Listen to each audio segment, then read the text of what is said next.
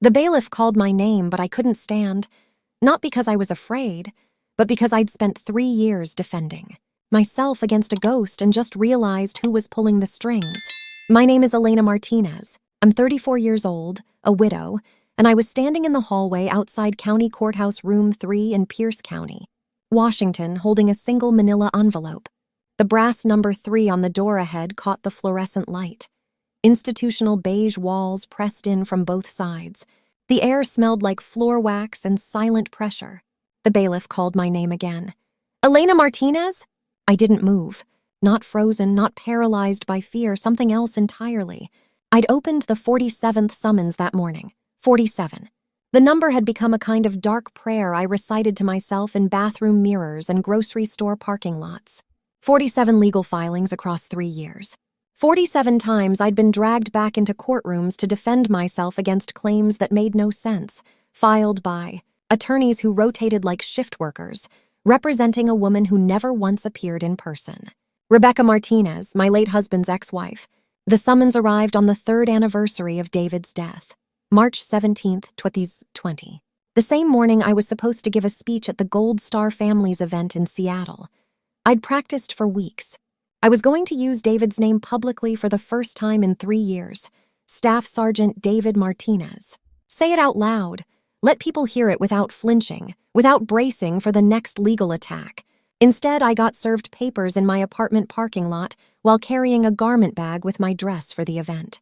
The server handed me the envelope and walked away. I stood there in yoga pants and an old army sweatshirt. David's sweatshirt, the one I'd kept because it still smelled. Like him even after 3 years, and I started laughing. Not hysterical laughter, cold, clear laughter, because I finally understood. I'd been defending myself against a ghost. That's what I told myself for 3 years. Rebecca never showed up. Rebecca's attorneys filed motions claiming emotional damages, claiming I'd stolen survivor benefits that belonged to her daughter Sophia, claiming I was using David's name for personal gain. But Rebecca herself? Never there. Just lawyers rotating through like they were working on commission. Except they weren't working for Rebecca. Rebecca was working for them, or with them, or something. The template language across 47 filings from 3 different law firms. The identical phrasing, the coordinated timing. Every time I used David's name publicly, another filing arrived within 48 hours. I'd spent 3 years thinking I was fighting random harassment from a bitter ex-wife.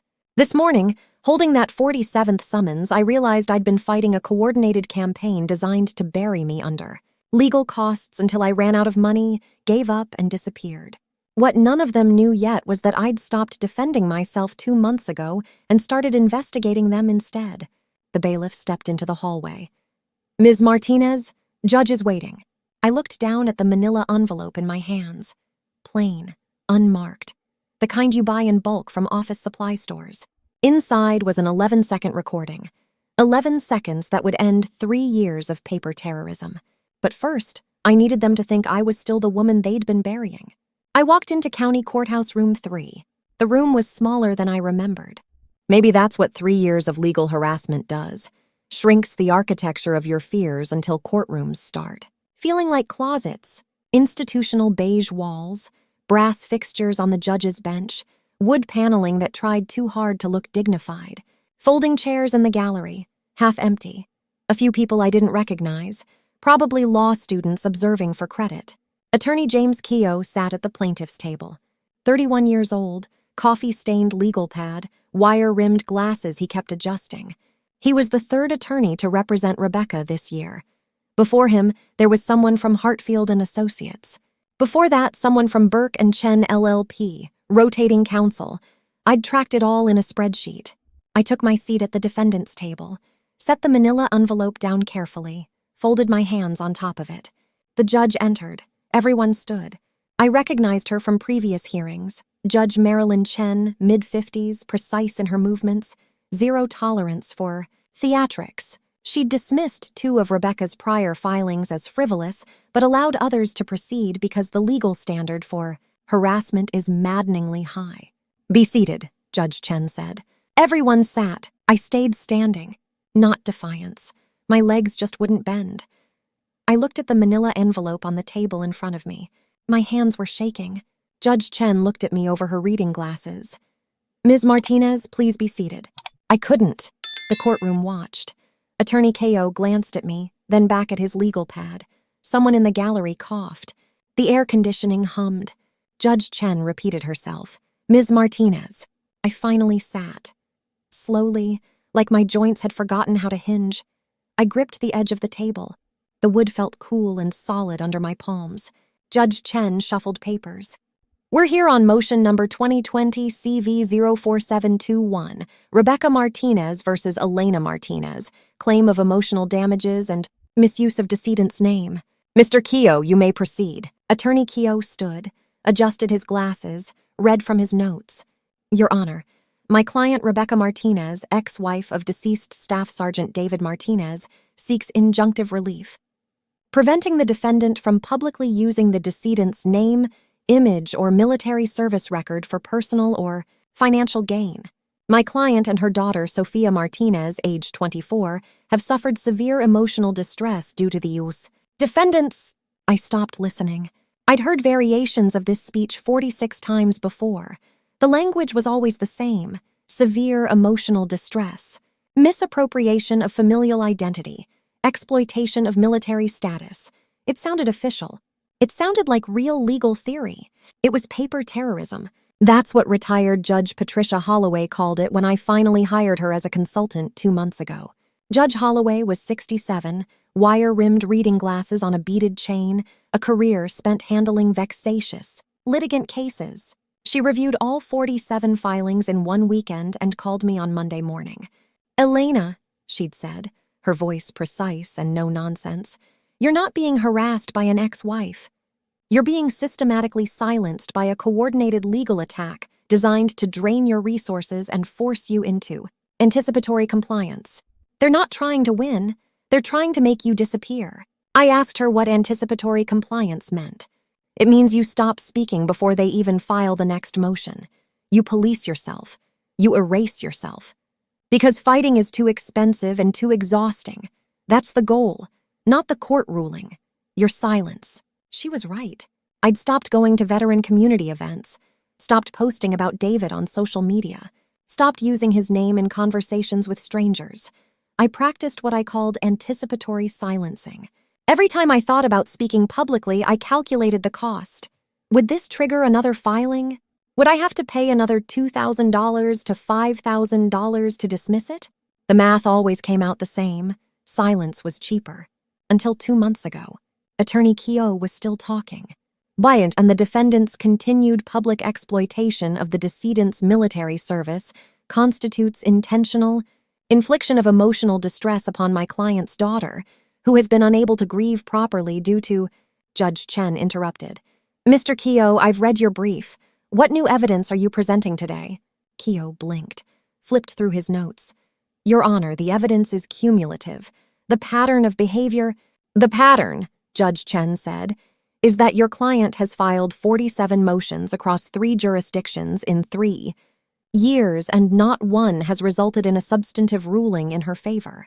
Ms. Martinez has not violated any court order. She has not engaged in harassment. She has not misused military benefits. What exactly are we doing here, Mr. Ko? Ko adjusted his glasses again, faster this time, nervous. Your Honor, my client is acting within her rights as the biological mother of the decedent's only child. The decedent, I said. Both of them looked at me. I stood up. My legs worked this time. His name was David. Staff Sergeant David Martinez. He wasn't a decedent. He was a person. Judge Chen's expression didn't change. Ms. Martinez, please wait for your turn to speak. I've been waiting 3 years, I said. The room went quiet. I picked up the manila envelope, held it in both hands, looked at Attorney Ko. David and Rebecca divorced in 2009, 8 years before he died. She had no contact with him during his final deployment. She didn't attend his funeral. She didn't visit his grave. She has never once in 3 years used his name in any filing, just the decedent or the deceased. But I'm the one. Exploiting his memory? Ko opened his mouth, closed it, looked at his notes. Judge Chen leaned forward. Ms. Martinez, do you have evidence you'd like to present? I looked at the envelope in my hands. Inside was a recording, 11 seconds. I'd listened to it maybe 200 times. I had it memorized. Every word, every breath, every background noise. I'd made the recording by accident. 2 months ago, I was reviewing Attorney Keogh's most recent filing, motion number 43 or 44 I'd lost count, and I noticed something strange in the PDF metadata, a phone number. Just sitting there in the document properties, not Rebecca's number, not the law firm's main line. A cell phone number with a Seattle area code. I almost ignored it. Then I thought, 3 years, 47 filings, 3 different law firms, rotating attorneys, and not once had I ever spoken directly to Rebecca. Every communication went through lawyers. Every filing came through the court system. Rebecca was a ghost. What if she wasn't real? What if this whole thing was a legal fiction run by someone else? I called the number. It rang 3 times. A man answered, young, nervous, background noise, office sounds, phones ringing, someone laughing. Hello, he said. Is this Rebecca Martinez? I asked. Long pause. Then, who is this? Elena Martinez. You've been suing me for 3 years. I thought we should talk. Another pause. Longer. I heard him breathing.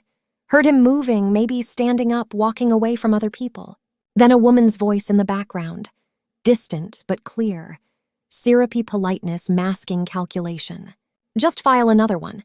She'll run out of money before I run out of forms. The man on the phone, Kyle Brennan, I'd learn later, paralegal at Hartfield & Associates, Rebecca's boyfriend, disconnected. My voicemail system auto-recorded the entire exchange. 11 seconds. I stood in the courtroom holding that recording. Judge Chen was waiting. Attorney Keogh was waiting. The gallery was waiting. I sat back down, slowly, set the envelope on the table, folded my hands on top of it. Not yet, I said. I'm not ready to present evidence yet. Judge Chen frowned. Ms. Martinez, I need you to understand something first, I said. I need everyone in this room to understand. David died by suicide in March 2017. He had PTSD. He deployed multiple times. He came home different every time. The last time, he came home and couldn't leave the house without checking every exit, every window. He couldn't sleep, couldn't eat. The VA diagnosed him, started treatment, but it wasn't enough. He died 8 months after his final deployment. I looked at Attorney Keogh. Rebecca divorced him in 2009. She wasn't there. I was. I held him when he woke up screaming. I sat with him in VA waiting rooms. I was the one who found him. I was the one who called 911 and tried to stop the bleeding while the operator stayed on the line and told me what to do. I was the one who planned his funeral, picked out his headstone, stood in Tahoma National Cemetery in the rain while they played taps and folded the flag. My voice didn't break. I'd told this story 100 times in my head. This was the first time I'd said it out loud in a courtroom. I received $3.2 million in combined survivor benefits, military pension, VA death benefits, life insurance. And 6 weeks later, the first summons arrived. Emotional damages. Rebecca claimed I was exploiting David's death for financial gain, that I was using his name without permission from his biological family, that I was causing her daughter Sophia severe emotional distress. I picked up the manila envelope again. I spent $94,000 in legal fees over 3 years. I dismissed 46 filings. Every single one of them was frivolous. Every single one, but they kept coming. And I kept paying. Because the cost to dismiss a filing is $2,000 to $5,000, and the cost to fight is $10,000 to $15. The math always favored paying to make it go away. Judge Chen was watching me now. Really watching.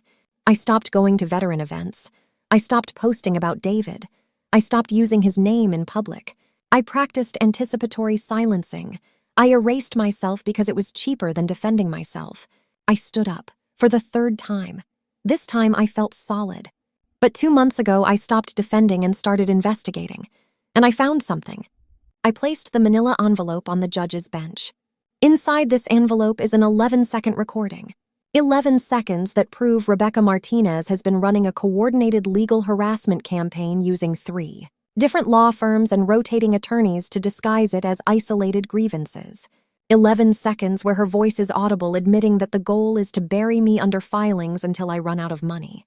Judge Chen picked up the envelope, didn't open it yet, looked at me. Ms. Martinez, Why didn't you present this evidence in your response brief? Because I wanted Rebecca to think I was still the woman she'd been burying. I wanted her to think one more filing would do it. One more summons and I'd disappear. I looked at Attorney Keogh. He was staring at his coffee-stained legal pad. The judge wanted me to stand, I said quietly. I was about to make Rebecca Martinez wish I'd stayed sitting. I met David Martinez in September 2014 at a VA hospital fundraiser in Tacoma.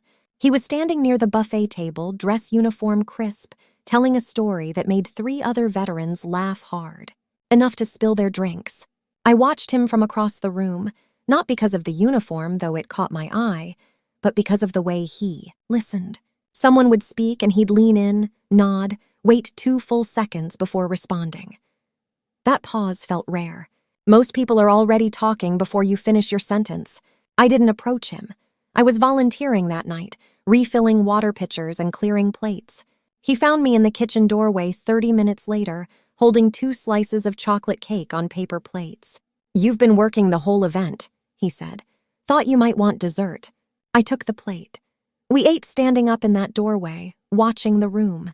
He told me he'd just returned from his 3rd deployment. Staff sergeant, logistics and convoy operations. I told him I worked at a credit union. Nothing as interesting as that. He laughed, not polite, but genuine.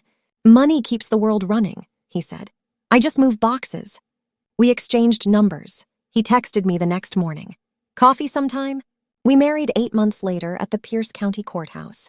Small ceremony, just us and 2 witnesses we pulled from the parking lot. David wore his dress uniform. I wore a blue dress I'd bought the day before. The judge pronounced us married in under 10 minutes. Afterward, we drove to the ocean and ate fish and chips on a bench overlooking the water.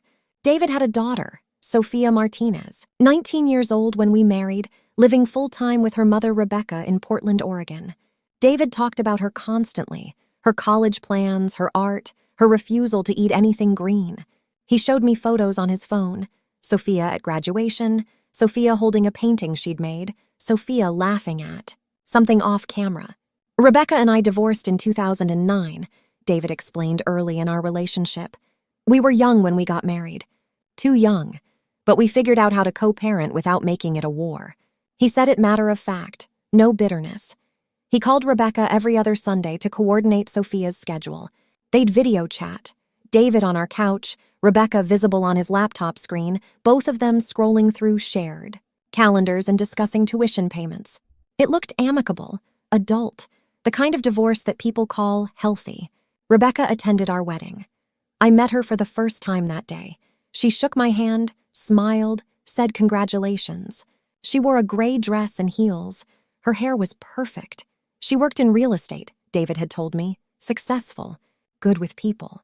"Take care of him," she said to me in the courthouse bathroom after the ceremony, touching up her lipstick in the mirror.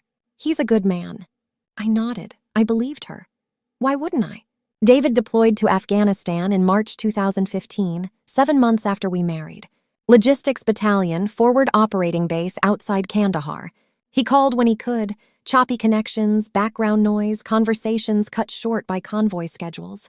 I sent care packages every 2 weeks. Socks, protein bars, letters written on graph paper because that's what I had at my desk. He came home in August 2016, different. Not broken, not destroyed, just different. He didn't talk about the deployment. He'd sit at our kitchen table at 2 a.m, laptop open, staring at nothing. I'd wake up and find him there, coffee gone cold in his mug. When I asked if he was okay, he'd nod. "Just adjusting," he'd say. The VA diagnosed him with PTSD in October 2016, post-traumatic stress disorder. The words sounded clinical, like something you'd read in a pamphlet. But what I saw was insomnia, hypervigilance, the way he'd flinch at car horns, the way he'd avoid crowds, the way he'd withdraw into himself for hours, unreachable even when sitting right next to me. We tried everything, individual therapy, couples counseling, medication trials, sertraline, then prazosin, then something else I can't remember the name of. Some days were better. He'd laugh at a TV show or plan a weekend trip or call Sophia and sound like himself. Other days he was somewhere I couldn't follow. I learned to recognize the signs. The silence that meant he needed space. the tension in his shoulders that meant he was fighting something invisible. I'd sit with him. I didn't push. I didn't demand he talk. I just stayed. March 17th, 2017. I came home from work early. David had texted me that morning, "Love you, always have." I found him in our bedroom. I don't describe what I saw. I won't. Not here, not for you, not for anyone. I called 911. I gave them our address. I answered their questions. The paramedics arrived. The police arrived. Someone asked me to step into the hallway while they worked. They worked for a long time. The funeral was at Tahoma National Cemetery in Kent, Washington. Section 27, row 14. White headstones in perfect rows, manicured grass, an American flag at half-mast. Military honors, 7 riflemen. A folded flag handed to me with the words, "On behalf of the President of the United States and a grateful nation." Rebecca attended. She sat 3 rows behind me, Sophia next to her. I saw them arrive, black dresses, sunglasses, Rebecca's hand on Sophia's shoulder. They didn't approach me before the service. They didn't speak to me after. When I turned to leave, they were already walking toward the parking lot. I didn't think anything of it. Grief isn't a social event. People process loss alone. 6 weeks after the funeral, the paperwork arrived. Military survivor pension, VA death benefits. Life insurance proceeds, forms to sign, bank account numbers to provide, Social Security notifications. It felt like drowning in bureaucracy while trying to breathe through concrete. The total came to $3.2 million. I didn't feel rich. I felt numb. The money sat in accounts I didn't touch. I went to work. I came home. I wore David's wedding ring on a chain around my neck because I couldn't stand to take it off. But I couldn't wear it on my finger anymore. It felt like lying. The first summons arrived the same week the insurance check cleared. Martinez v. Martinez, case number 2017 CV 08842, Pierce County Superior Court. Rebecca Martinez was suing me for emotional damages. The complaint alleged that I had interfered in the father-daughter relationship between Staff Sergeant David Martinez and minor child Sophia Martinez, and that I had exploited the deceased's military service for financial gain. It requested $500,000 in compensatory damages plus legal fees. I read the document 3 times in my kitchen, standing at the counter, coffee going cold next to me. Sophia wasn't a minor.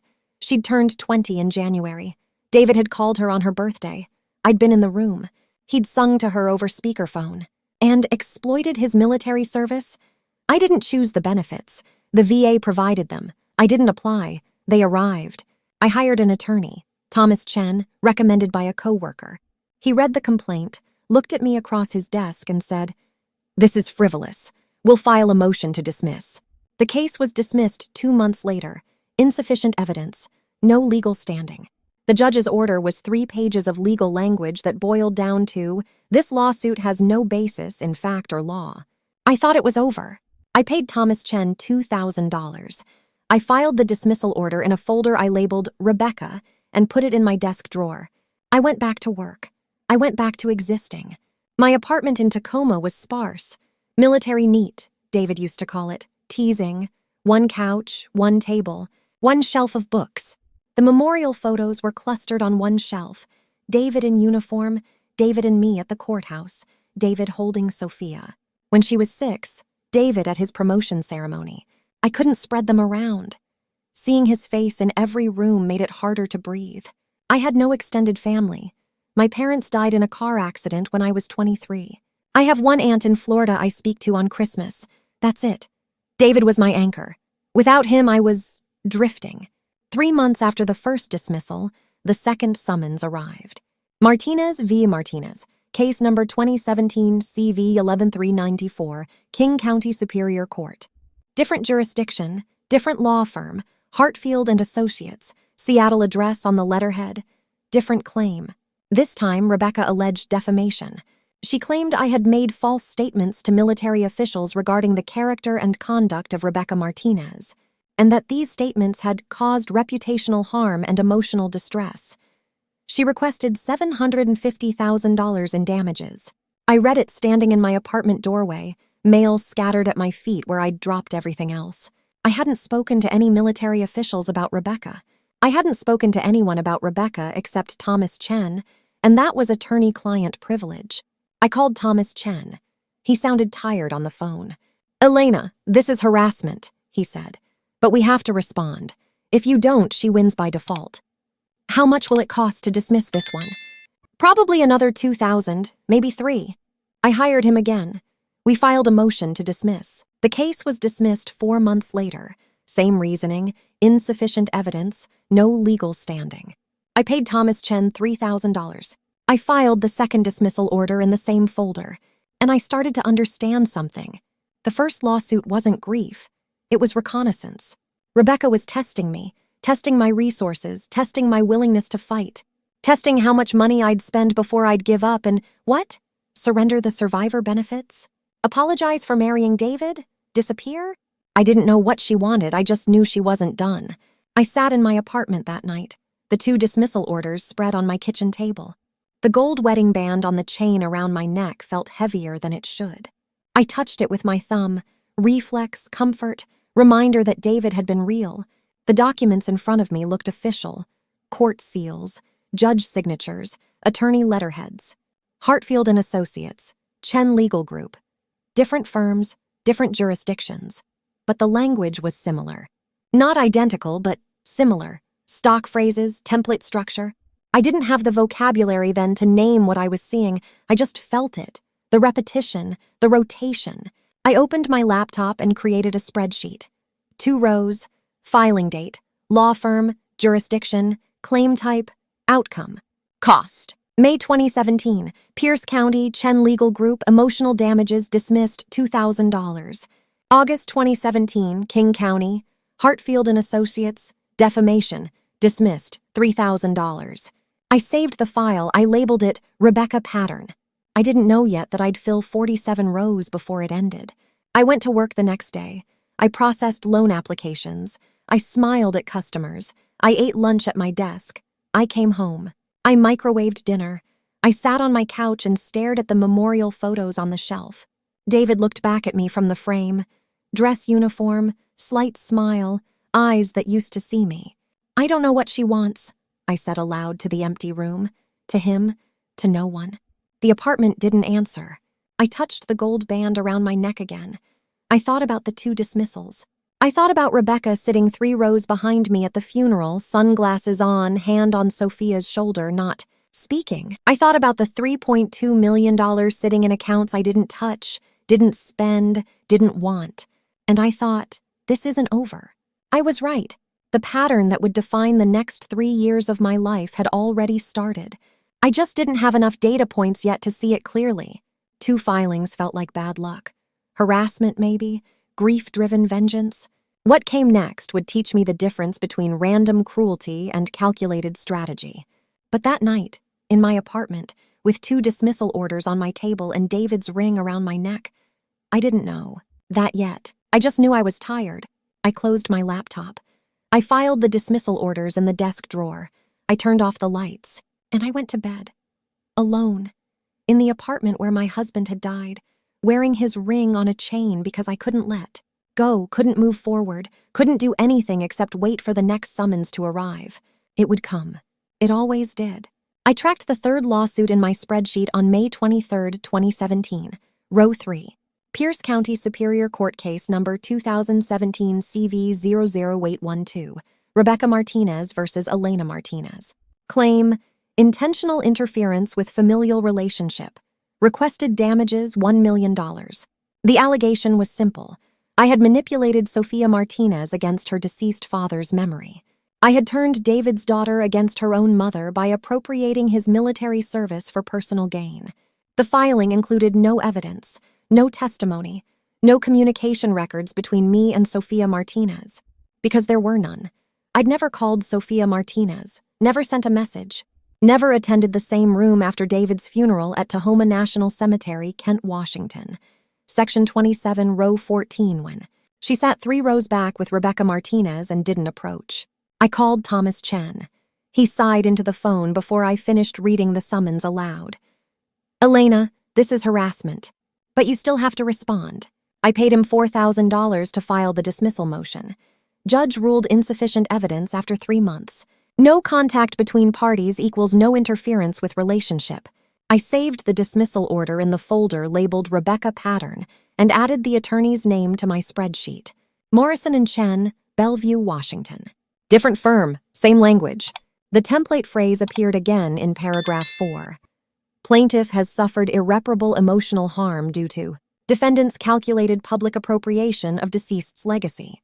I highlighted the phrase in yellow, copied it into a separate document, started a new column in my spreadsheet. Identical language count. The fourth lawsuit arrived July 2017, King County, Hartfield and Associates, downtown Seattle. Defamation claim. Rebecca Martinez alleged I had posted false statements about her character on social media platforms, damaging her professional reputation as a real estate agent in Portland, Oregon. Requested damages, $750,000. I didn't have social media. I'd deleted my accounts 3 months after David died because I couldn't stand the condolence messages anymore. I couldn't stand people asking how I was doing. I couldn't stand posting anything that felt normal when David was dead. Thomas Chen reviewed my phone records and internet history. Sent affidavit to court proving no social media presence. Case dismissed after 2 months. I paid him $3,500. Same template language in paragraph 4. Different law firm, different jurisdiction, same ghost writing the script. I added row 4 to my spreadsheet. Updated the identical language count column. 2 out of 4 filings used the exact phrase. The other 2 used variations, calculated exploitation, and deliberate misrepresentation.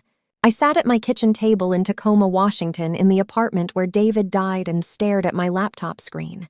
4 filings, 4 dismissals, $11,500 in legal fees, 10 months since David's funeral. I wasn't stupid. I understood what was happening. But understanding doesn't equal proof. Understanding doesn't stop the next summons from arriving. Understanding doesn't make a judge see the pattern when each case gets filed in a different county by a different law, firm with different procedural details. The 5th lawsuit arrived September 2017, Thurston County, Olympia, Washington, Feldman Legal Services, fraud allegation. Rebecca Martinez claimed I had forged David's signature on military beneficiary designation forms to fraudulently obtain survivor benefits totaling $3.2 million. I sat on my living room floor holding the summons and felt something crack inside my chest. Not panic, not fear, something colder. She was accusing me of forgery, of forging David's handwriting on federal military documents, of committing a crime that would void every benefit I'd received and potentially send me to federal prison. I called Thomas Chen. He didn't answer. I called again. Voicemail. I sent an email with the subject line, urgent, fraud allegation, criminal exposure. He called back 4 hours later. I could hear traffic in the background.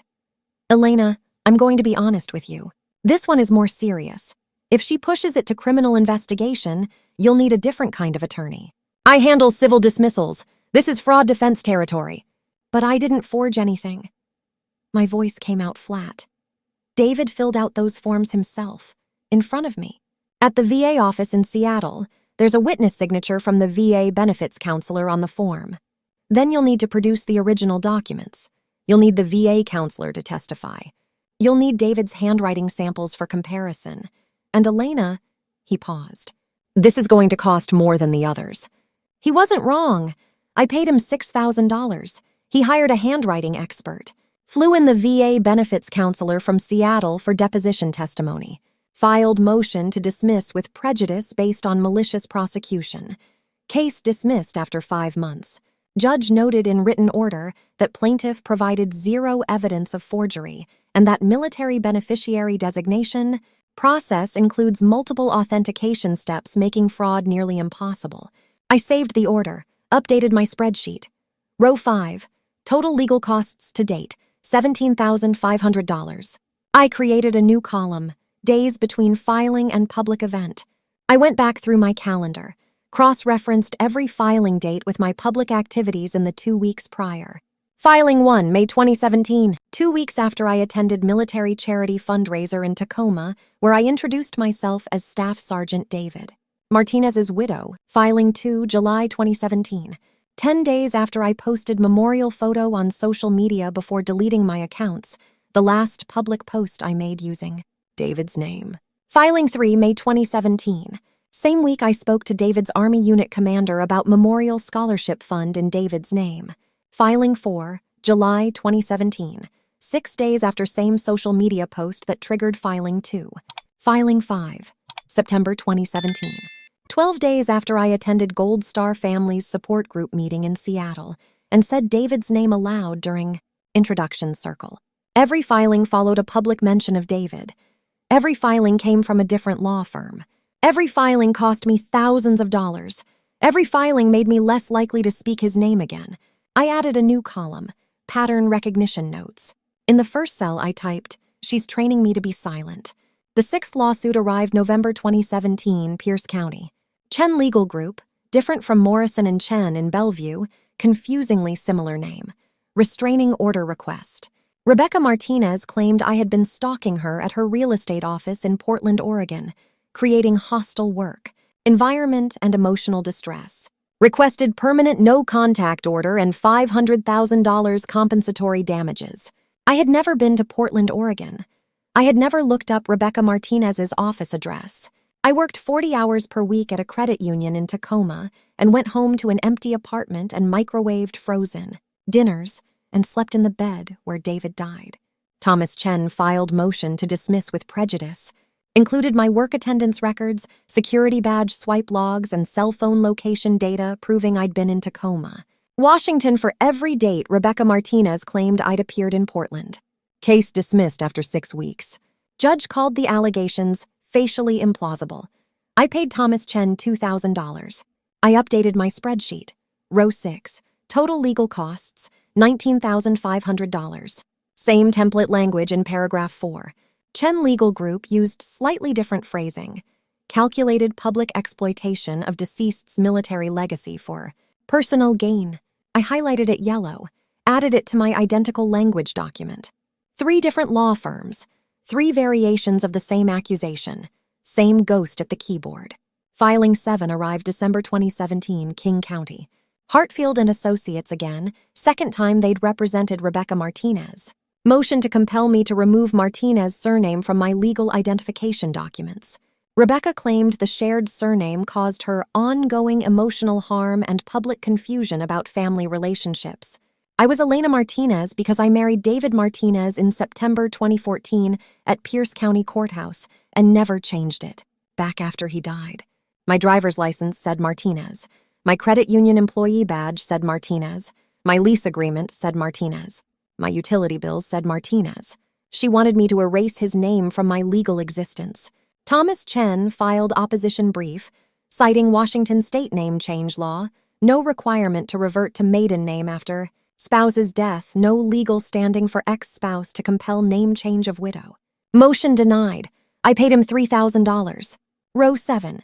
Total costs, $22,500. I stopped attending Gold Star Families Support Group meetings, stopped introducing myself at VA events, stopped saying David's full name aloud in public spaces. I practiced anticipatory silencing. If I didn't speak, she couldn't file. The 8th lawsuit arrived February 2018, Thurston County. Feldman Legal Services again, second time. Emergency restraining order. Rebecca claimed I had sent threatening messages to Sophia Martinez via unnamed social media platform, warranting immediate protection order. I still didn't have social media. Thomas Chen submitted the same affidavit proving no accounts existed in my name. Added subpoena response from 3 major platforms, Facebook, Instagram, Twitter, confirming no Elena Martinez accounts registered to my email addresses or phone numbers in the past 2 years. Emergency order denied. Case dismissed. I paid him $2,500. Row 8. Total costs, $25,000.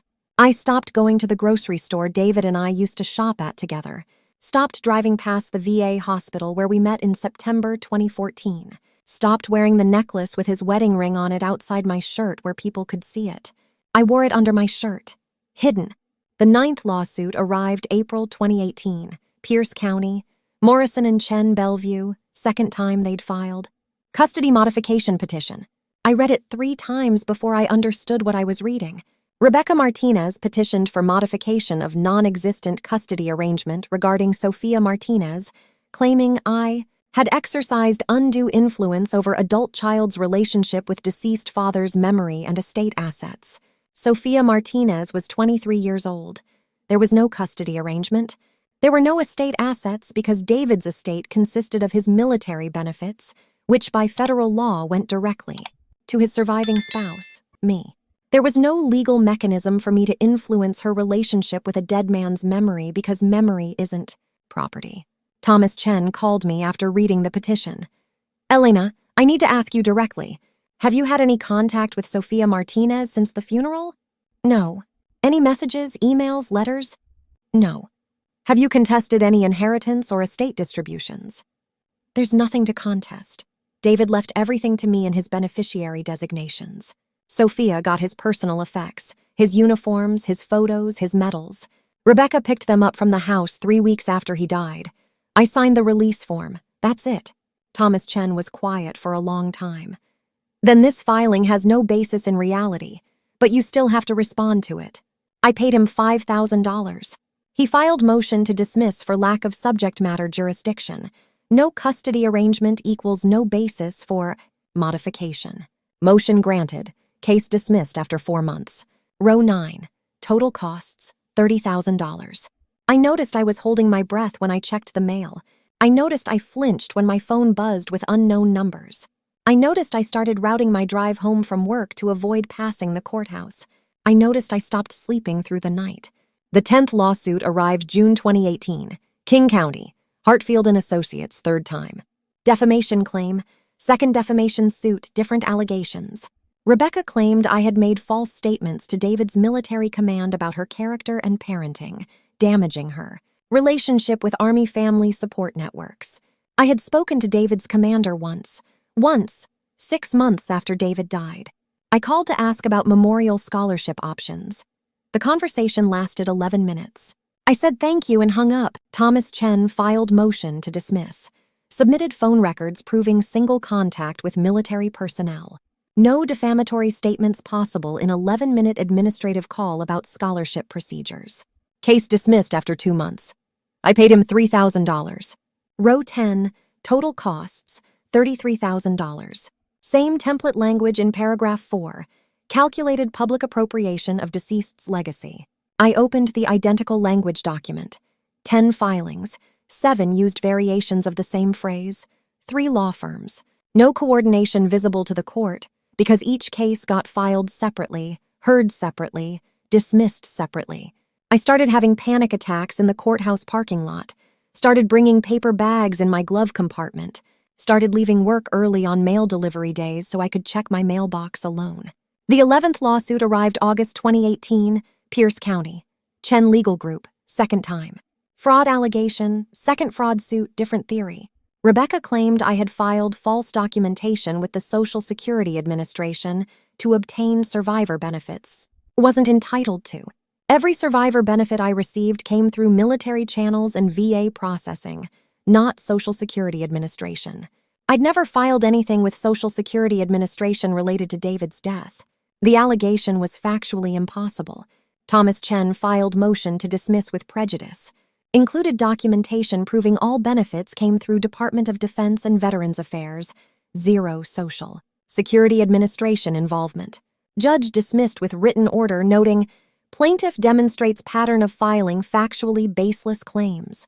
One judge noticed. One judge 11 cases in. I paid Thomas Chen $4,000. Updated my spreadsheet. Row 11. Total costs, $37,000. I withdrew from the VA support group text chain, stopped responding to invitations to Gold Star Families events, stopped attending military memorial services. I became a ghost at my own husband's funeral sites. The 12th lawsuit arrived October 2018, Thurston County. Feldman Legal Services, 3rd time. Injunctive relief motion. Rebecca petitioned court to prohibit me from using the title Gold Star Widow in public or online, claiming I was exploiting David's military service for social and financial gain. Gold Star Widow is a federal designation. It's not a title you claim. It's a status you receive when your spouse dies in military service. David died by suicide related to service-connected PTSD. The VA classified his death as line of duty. I was legally, federally, irrevocably a Gold Star widow. Thomas Chen filed opposition brief citing federal law. Motion denied. I paid him $2,500. Row 12. Total costs, $39,500. I stopped introducing myself as David's widow. Stopped saying my husband died. Started saying I used to be married. Started using past tense language that erased him from present reality. Filing 13, December 2018, King County, Hartfield and Associates, fourth time. Restraining order claiming I contacted Rebecca's employer, making false statements about her professional conduct. Dismissed, $3,000. Filing 14, February 2019, Pierce County, Morrison and Chen, third time. Defamation claiming I told David's family members Rebecca had neglected Sophia during childhood. Dismissed, $2,000. Filing 15, March 2019, Thurston County, Feldman Legal Services, fourth time. Fraud claiming I altered David's military discharge documents to inflate benefit amounts. Dismissed with prejudice, $4,000. Row 15. Total costs, $48,500. My savings account was empty. I'd spent $48,000 in legal fees in 22 months. I made $52,000 per year at the credit union. After taxes and rent and utilities and groceries, I had nothing left. I sat at my kitchen table in March 2019 and looked at my bank statement and felt something I hadn't felt since the night I found David. Helplessness. I called Thomas Chen. I can't afford you anymore. He didn't argue, didn't offer payment plans, just said, I understand. You'll need to respond pro se going forward. I can send you templates. Prosa. Self-representation. Defending yourself in court with no legal training because you can't afford to pay someone who knows what they're doing. I went to Pierce County Law Library, checked out books on civil procedure, evidence rules, motion practice, watched YouTube videos titled How to Respond to Lawsuits Without a Lawyer and Pro Se Litigation Basics. Read templates on Washington Court's website until my eyes burned. Filing 16 arrived April 2019. King County, Hartfield and Associates, fifth time. Motion to compel financial disclosure, demanding I produce 3 years of bank statements, tax returns, investment, records, and documentation of all military survivor benefits received. I responded pro se, typed my opposition motion on my laptop at my kitchen table at 2 a.m, filed it electronically through the court portal, appeared at the hearing alone, standing at the defendant's table with my printed documents in a 3-ring binder while Rebecca's attorney, a woman I'd never seen before, sat at the plaintiff's table with a leather briefcase. Judge denied the motion, called it overbroad and lacking justification. I paid $0 in attorney fees. I paid $120 in court filing fees. I went home and cried in my car in the apartment parking lot for 40 minutes. Row 16. Total costs, $48,620. I started winning. Not because I was good at law, because the filings were so transparently frivolous that even pro se opposition was sufficient. Filing 17, June 2019, Pierce County, Chen Legal Group, third time, custody petition regarding non-existent minor, child. I filed motion to dismiss citing Sophia's age, 24 years old, legal adult, no custody jurisdiction possible. Motion granted, $120 filing fee. Filing 18, July 2019, Thurston County, Feldman Legal Services, fifth time, restraining order claiming I sent threatening mail to Rebecca's Portland, Oregon address. I filed opposition with Postal Service affidavit proving I'd mailed nothing to Portland in the past 3 years. Order denied, $120. Filing 19, September 2019, King County, Morrison and Chen, fourth time, defamation claim alleging I posted false reviews of Rebecca's real estate business online. I filed opposition with screenshot evidence showing no online reviews existed in my name. Dismissed. $120. Each victory cost me $120 in filing fees instead of thousands in attorney fees. But each victory still required hours of research, hours of drafting, hours of sitting in courtrooms alone watching Rebecca's rotating attorneys present arguments while Rebecca never appeared. Row 19. Total costs, $49,000. I updated my pattern recognition notes column. Attorneys rotate. Language doesn't. Someone is writing these filings and farming them out to multiple firms to disguise the coordination. I created a new spreadsheet tab. Law firm analysis. Hartfield and Associates, Downtown Seattle, 6 filings, 2017 through 2019. Morrison and Chen, Bellevue, 4 filings, 2017 through 2019. Feldman Legal Services, Olympia, 5 filings, 2017 through 2019. Chen Legal Group, Pierce County, 3 filings, 2017 through 2019. 18 filings total across 4 firms. I was missing 1 firm in my count. One of the early dismissals came from a solo practitioner who'd only filed once. 19 cases, 19 dismissals, not a single victory for Rebecca Martinez. Not a single evidentiary hearing where she presented proof. Not a single appearance in person. I added a new column, attorney names. I went back through every filing, recorded every attorney of record, 14 different attorneys across 19 cases. Some appeared once. Attorney James Keogh appeared twice, both times for Hartfield and Associates filings. I Googled every attorney, looked up their bar numbers on Washington State Bar Association website, looked up their firm profiles, all licensed, all legitimate, all practicing civil litigation in Washington State, no disciplinary records, no obvious connections. But somebody was writing these complaints. Somebody was copying and pasting the template language. Somebody was coordinating the timing, filing every 6 to 10 weeks, spacing them enough that no single judge saw the pattern. Filing 20 arrived October 2019, King County, Hartfield and Associates, 6th time. Injunctive relief motion demanding I cease all public discussion of David's military service and death. Prior restraint on speech, unconstitutional on its face. I filed opposition motion citing First Amendment. Motion denied, $120. Row 20. Total costs, $49,120. I stopped telling people how David died. Stopped saying PTSD or suicide or veteran mental health crisis. Started saying he passed or I lost him or just changing the subject. Filing 21, November 2019, Pierce County, Morrison and Chen.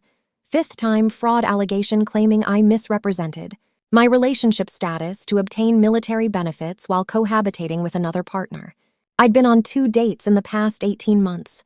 Both ended after 1 dinner. I filed opposition with cell phone location data and lease showing I lived alone. Dismissed. $120. Filing 22. December 2019, Thurston County, Feldman Legal Services, 6th time, emergency restraining order. Claiming I threatened Rebecca via third-party messenger. No third party identified. No messages produced. I filed opposition. Order denied. $120. Filing 23, January 2020, King County, Chen Legal Group, 4th time, defamation claim, alleging I told Sophia Martinez that Rebecca was unstable and manipulative. I had never spoken to Sophia Martinez. I filed opposition with phone records. Dismissed. $120. Row 23. Total costs, $49,480. I stopped answering my phone unless the number was saved in my contacts. Stopped checking my mailbox daily. Started leaving mail unopened for days because I couldn't handle the anxiety of seeing another summons. I was 33 years old. I made $52,000 per year. I had spent $49,000 in 2.5 years defending myself against lawsuits filed by a woman I'd met once at my own wedding. I sat at my kitchen table in January 2020 and felt something shift. Not rage, not desperation, clarity. I opened my pattern recognition notes column, typed, "This isn't about winning cases. This is about making me disappear. Every filing costs her nothing. Pro se litigants pay filing fees, attorneys work on contingency or flat fee. Every filing costs me time, money, psychological bandwidth. She doesn't need to win. She just needs to keep filing until I stop existing publicly." I created a new document, evidence of coordination. I copied every instance of template language across all 23 filings, pasted them in chronological order, highlighted the identical phrases in yellow, the variations in green. 7 filings used calculated public appropriation of deceased's legacy verbatim. 4 used deliberate exploitation of military service for personal gain. 3 used calculated misrepresentation of familial relationships.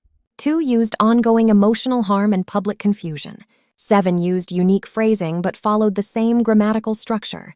Calculated, deliberate, plus action, plus military legacy relationship, plus personal gain harm. Somebody was writing these. Somebody with legal training. Somebody who understood enough civil procedure to make the filing sound legitimate on first reading. Filing 24, February 2020, Pierce County, Hartfield and Associates, 7th time, motion to compel me to disclose all communications with David's family members regarding Rebecca. I filed opposition citing privacy rights and lack of relevance. Motion denied, $120. Row 24, total costs, $49,600. Filing 25, February 2020, King County, Morrison and Chen, 6th time, custody petition claiming I was attempting to alienate Sophia from Rebecca's extended family through inheritance manipulation. Sophia was 25 years old. There was no inheritance to manipulate. I filed motion to dismiss for lack of jurisdiction. Granted, $120. Row 25, total costs, $49,720. I stopped sleeping more than 4 hours per night. Started having intrusive thoughts at work. Started missing credit union shifts because I couldn't get out of bed. Used all my sick days by March 2020. Started getting written warnings from my supervisor about attendance and performance. Filing 26 through 35 arrived between March and August 2019. I'd lost count in my initial tracking. I went back through my email archives and court filing receipts. Found 10 cases I'd responded to during a 6-month blur when I was responding pro-SC to every new summons. Filing. Oppositions from my phone during lunch breaks, appearing at hearings after work still wearing my credit union name tag. 10 more dismissals. 10 more $120 filing fees. $1,200 total. Row 35. Total costs, $50,920. I'd crossed $50,000. More than 1 full year of my pre-tax salary. Gone. I created a new column, Emotional Impact Notes. Row 1, Confusion, Disbelief. Row 5, First Panic Attack in Courthouse Parking Lot. Row 10, Stopped attending veteran events. Row 15, Savings depleted, began pro-C representation. Row 20, Stopped using David's name in public. Row 25, Stopped sleeping, work performance declining. Row 35, considering quitting credit union job, moving states, changing name, disappearing entirely. The 36th filing arrived September 2019, Thurston County, Feldman Legal Services, 7th time. Motion to compel me to remove all social media posts mentioning David, despite the fact I'd deleted my social media accounts 18 months earlier, and the court record already reflected this in 3 prior dismissals. Same allegation, same law firm, same template language, same dismissal. I filed opposition citing prior court orders dismissing identical claims. Judge dismissed with notation. Plaintiff is cautioned that repeated filing of previously dismissed claims may warrant sanctions. One judge, 36 cases in, threatened sanctions. I paid $120, updated my spreadsheet. Row 36. Total costs, $51,040. Filings 37 through 43 arrived between October 2019 and February 2020. 7 cases in 4 months. The pace was accelerating. Pierce County, King County, Thurston County, rotating jurisdictions like a shell game. Hartfield and Associates, Morrison and Chen, Feldman Legal Services, rotating firms like a magician's cards. 7 different attorneys of record. Same allegations recycled. Defamation, restraining orders, custody petitions, fraud claims, injunctive relief motions. 7 dismissals, 7 filing fees, $840. Row 43, total costs, $51,880. I stopped leaving my apartment except for work. Stopped grocery shopping in person, switched to delivery. Stopped going to the gym. Stopped attending the book club I'd joined in 2018 to try to make friends who didn't know David, didn't know I was a widow, didn't know I was drowning. The 44th filing arrived February 15, 2020. King County, Hartfield and Associates, 8th time. Attorney James Keogh, 2nd appearance as counsel of record. Motion to compel financial disclosure. Same motion he'd filed in April 2019 that had been denied. I was sitting at my kitchen table reviewing the PDF on my laptop. Motion to compel production of financial records and tax documentation in the matter of Martinez-Veers-Martinez, case no. 2020 CV 04721. I scrolled to page 2. Standard formatting. Law firm letterhead at top. Attorney signature block at bottom. The header caught my eye. Small text in the top right corner. Faint gray. Metadata that should have been scrubbed before filing but wasn't. Attorney. James Keogh, Hartfield and Associates. Phone. 253 5550 Date created February 10th, 2020. A phone number in the PDF header, left visible in the filed document. I stared at it for a long time. 253 area code. Tacoma and Pierce County, not Seattle. Not downtown where Hartfield and Associates maintained their offices. I opened my phone, typed the number into my contacts, labeled it Keogh, Hartfield. I didn't call, not yet. I saved the PDF, highlighted the header metadata in red, added a note in my spreadsheet. Attorney Keogh, phone number visible in filing 44. The 45th filing arrived February 28, 2020. Pierce County, Morrison and Chen, 7th time. Defamation claim alleging I had told David's former Army unit members that Rebecca had abandoned Sophia during David's deployments. Dismissed, $120. The 46th filing arrived March 5, 2020. Thurston County, Feldman Legal Services, 8th time. Emergency restraining order claiming I had sent harassing communications to Rebecca's workplace. Dismissed. $120. Row 46. Total costs, $52,120. The 47th filing arrived March 17, 2020, 3 years to the day after David died. The same morning I was supposed to give my speech at the Gold Star Families event in Seattle, the speech I'd practiced. For weeks, the speech where I was finally going to say David's name publicly again. Pierce County, Hartfield and Associates, Attorney James Keogh. Motion for injunctive relief, prohibiting me from making public statements about David's military service at veteran events. The summons arrived in my mailbox at 7 in the morning. I was already dressed, already holding my speech note cards, already feeling the terror and hope of standing in front of people who understood loss and saying my husband's name out, loud for the first time in 3 years. I opened the envelope, read the first page, felt my hands go numb. I called the Gold Star Families event coordinator, told her I couldn't make it. Family emergency. She said she understood. Asked if I wanted to reschedule. I said maybe. I said I'd let her know. I hung up. I sat on my living room floor, still holding the summons, and felt the last small flame of resistance go out. She'd won. She'd trained me into silence. 3 years, 47 filings, $52,000. And I was sitting on my floor alone in an empty apartment canceling the one event where I was going to reclaim my voice. I looked at my laptop on the kitchen table, the Excel spreadsheet still open. 47 rows, 47 dismissals. 0 wins for Rebecca Martinez. 0 evidence presented, 0 personal appearances. I didn't move for an hour, maybe longer. The sun moved across the living room floor. My phone buzzed with texts from the Gold Star Families coordinator asking if I was okay. I didn't answer. Then I stood up, walked to the kitchen table, sat down in front of my laptop, opened the PDF of filing 47. Attorney James Keogh, Hartfield and Associates, motion for injunctive relief. I scrolled to page 2, looked at the header. Same phone number, 253-555-0147. Still visible in the metadata, still unredacted. I stared at it until my vision blurred. Picked up my phone, opened the contact labeled Keogh, Hartfield. I called. 3 rings, a man's voice answered. Young, nervous. Background noise, office sounds, keyboards clicking, someone laughing in another room. Hartfield and Associates, this is Kyle. Not James Keogh, Kyle. My brain stalled.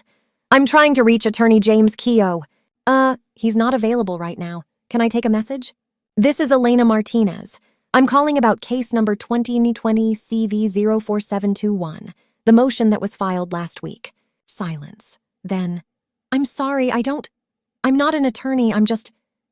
His voice shifted. Panic. Real panic. I think you have the wrong number. The number is in the court filing, in the header metadata, 253-555-0147. More silence.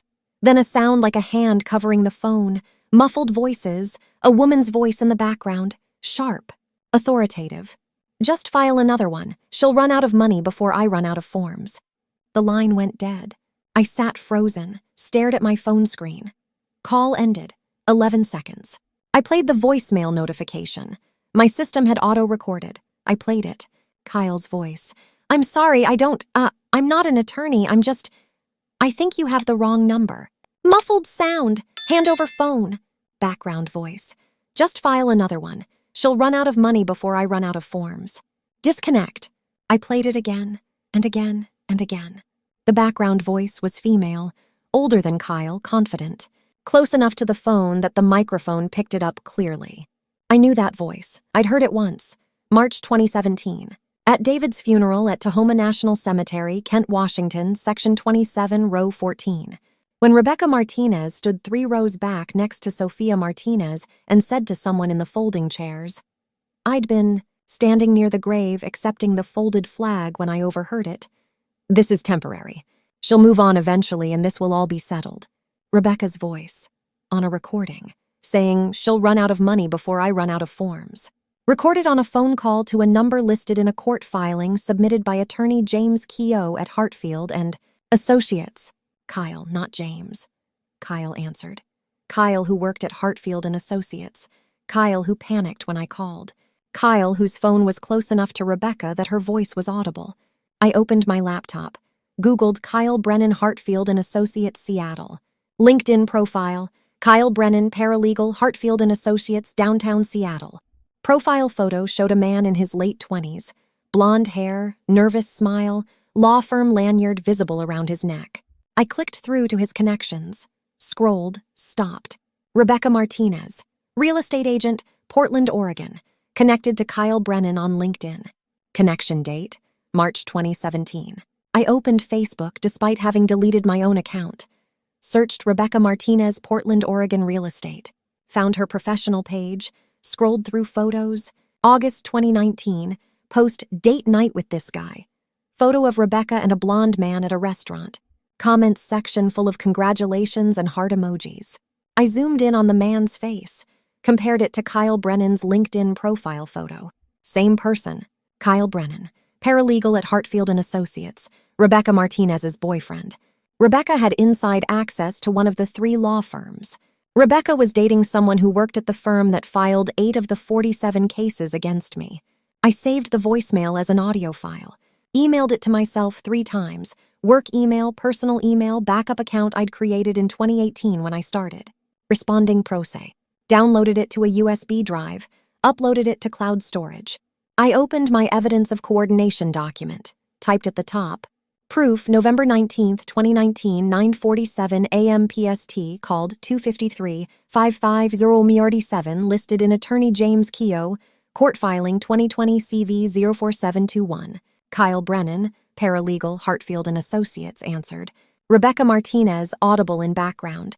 Just file another one. She'll run out of money before I run out of forms. Call. Duration, 11 seconds. Recording preserved. I sat in the dark. My apartment was dark. I hadn't turned on lights. I didn't remember the sun setting. I'd been asking the wrong question for 3 years. I'd been asking, why is Rebecca Martinez suing me? The answer was simpler. The answer was already in the recording. She'll run out of money before I run out of forms.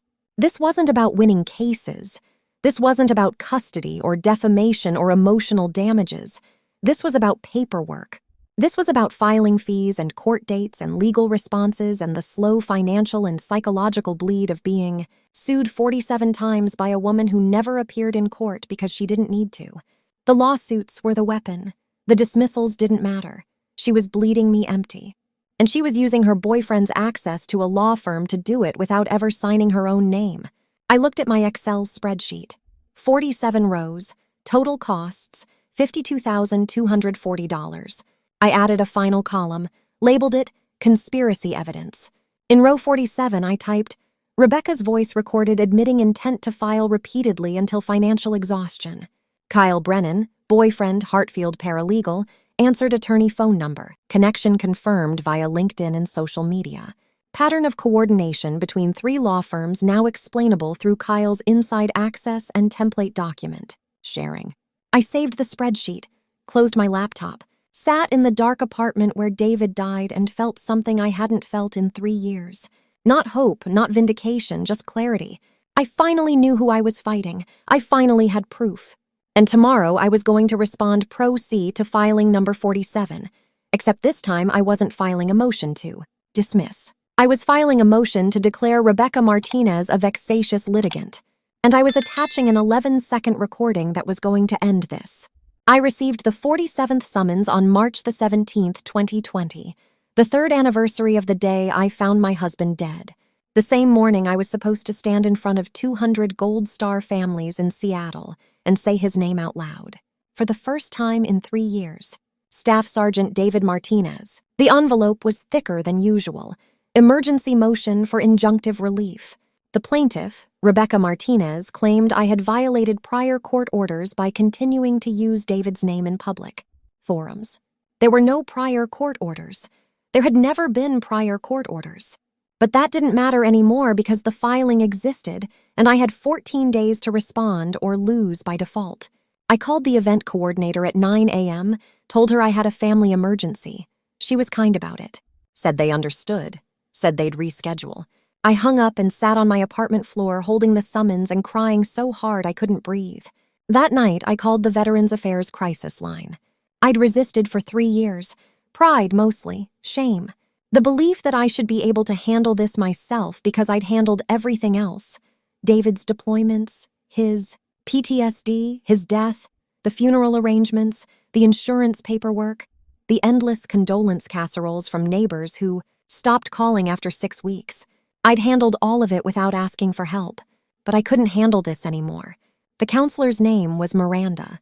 She had a steady voice that didn't sound rehearsed. She let me talk for 40 minutes without interrupting. I told her about the 47 filings, the 3 years, the $94,000 in legal fees, the way I'd stopped using David's name in public because every time I did, a new summons arrived within 48 hours. The way I'd withdrawn from the veteran community, stopped posting on social media, stopped attending memorial events. The way I'd practiced what I called anticipatory silencing, erasing myself before Rebecca could file another motion to erase me. Miranda listened to all of it. Then she said something I didn't expect. Elena, what you're describing is a recognized pattern of abuse. It has a name. It's called paper terrorism. And there are legal advocates who specialize in stopping it. She gave me the contact information for a legal aid clinic in Tacoma. Said they had intake coordinators who reviewed cases like mine. Said I should email them. I said I'd think about it. She said that was okay. Then she said something else I didn't expect. You're still alive. That matters. Your husband's memory matters. The fact that you wanted to give that speech today matters. Don't let someone take that from you. After we hung up, I sat in the dark apartment wearing David's ring on the chain around my neck. I opened my laptop. I found the voicemail recording I'd saved 2 months earlier, the 11-second file that captured Kyle Brennan's panicked voice and Rebecca's audible command in the background. Just file another one. She'll run out of money before I run out of forms. I wrote an email to the legal aid intake coordinator. Subject line, 3 years of harassment, 1 recorded threat. I attached the voicemail file. I hit send at 2 in the morning. The coordinator responded 7 hours later. Her name was Angela Chen. She said the clinic couldn't take my case directly, their resources were stretched too thin, but she knew someone who might be able to help. A retired judge who consulted pro bono on vexatious litigant cases, Judge Patricia Holloway. Angela said she'd forward my email with the recording. Said Judge Holloway would reach out if she was interested. I didn't expect anything. I'd stopped expecting things 3 years ago. Judge Holloway called me that afternoon. Her voice was precise, not cold but efficient. She asked 3 questions. How many filings total? Did I have copies of all of them? Was I willing to drive to Bellevue to meet in person? 47, yes. She told me to bring everything. Printed copies if possible, organized chronologically. She'd review them and determine if there was a viable case for declaring Rebecca a vexatious litigant. I asked what that meant. It means if I can prove she's abusing the court system, we can get an order that prevents her from filing anymore. Lawsuits without a judge's permission. It's rare, but if what you're telling me is accurate, this qualifies. We scheduled for the following week. April 9th, 2020, 10 a.m. I spent 3 days printing and organizing. I'd kept digital copies of everything, every summons, every motion, every dismissal order, every attorney's letter. I'd been documenting without realizing I was building a case. I bought a 3-inch binder, black. Spine label, Rebecca Martinez Filings 2017-2020. I printed each document in chronological order. I added tabs for each year. I color-coded by jurisdiction, blue for Pierce County, green for King County, yellow for Thurston County. By the time I finished, the binder weighed 6 pounds. I drove to Bellevue on a Thursday morning. Judge Holloway lived in a craftsman-style house with a blue front door and overstuffed bookshelves visible through the front window. She answered wearing wire-rimmed reading glasses on a beaded chain and holding a mug of tea. She was 67, silver hair pulled back, cardigan over a button-down shirt. She looked like someone's grandmother. She spoke like a prosecutor. "Come in," put the binder on the dining table. Her home office was a converted dining room. Floor-to-ceiling bookshelves lined 2 walls. Legal texts, case law volumes, binders with handwritten labels. A wooden desk sat in front of the window. Afternoon light streamed through sheer curtains. I placed the binder on the table. Judge Holloway opened it, started reading. I sat in a chair by the window. She'd poured me tea without asking. Earl Grey, hot, in a ceramic mug with a chip on the rim. I held it and didn't drink. 3 hours passed. Judge Holloway didn't speak. She turned pages, made notes on a yellow legal pad. Occasionally she'd pause, flip back to an earlier section, compare documents side by side. I watched her work. I'd forgotten what it felt like to have someone take me seriously. Finally, she closed the binder, removed her glasses, looked at me with an expression I couldn't read. "You're being terrorized." The word hit like cold water. She continued. "This is textbook paper terrorism. Coordinated vexatious litigation designed to exhaust your financial resources and silence you through institutional abuse. Whoever's orchestrating this knows exactly what they're doing." I set down my mug. My hands were shaking. Judge Holloway opened the binder again, flipped to a middle section. "Look at this. March 2018. 3 filings in 1 month, all from different law firms, all using nearly identical language in the opening paragraph. Same typo in line 7, plaintiff instead of plaintiff." She showed me. I'd never noticed. "Now look at this." She flipped to another section. November 2019. 2 filings 5 days apart. Different jurisdictions, different attorneys, but both reference a court order from Pierce County case 2018 CV 02341. That case was dismissed. No order was ever issued. So how did 2 different attorneys, allegedly working independently, both reference a non-existent order using the exact same case number? I stared at the pages. I'd been so focused on responding to each individual filing that I'd never cross-referenced them like this. Judge Holloway continued. "I checked the metadata on these PDFs." She gestured to the printed documents. "You didn't notice because you printed them. But in the digital files, every single one of these documents was generated on the same computer. Same version of Microsoft Word, same default font settings, same print driver. 47 filings across 3 years from 3 different law firms, and they all came from the same machine." My chest tightened. How is that possible? Because they were all written by the same person, probably Rebecca Martinez herself. She hired attorneys to file them, but she drafted the documents. Judge Holloway pulled out another section. "Here's something else you missed. None of these filings disclose that Kyle Brennan, the man you recorded on that voicemail, works as a paralegal at Hartfield and Associates. That's one of the 3 law firms representing Rebecca. That's a conflict of interest, possibly fraud. If Rebecca and Kyle were coordinating these filings while he was employed at one of her law firms, and no one disclosed, that relationship to the court, that's grounds for sanctions." I felt dizzy. "How do you know he works there?"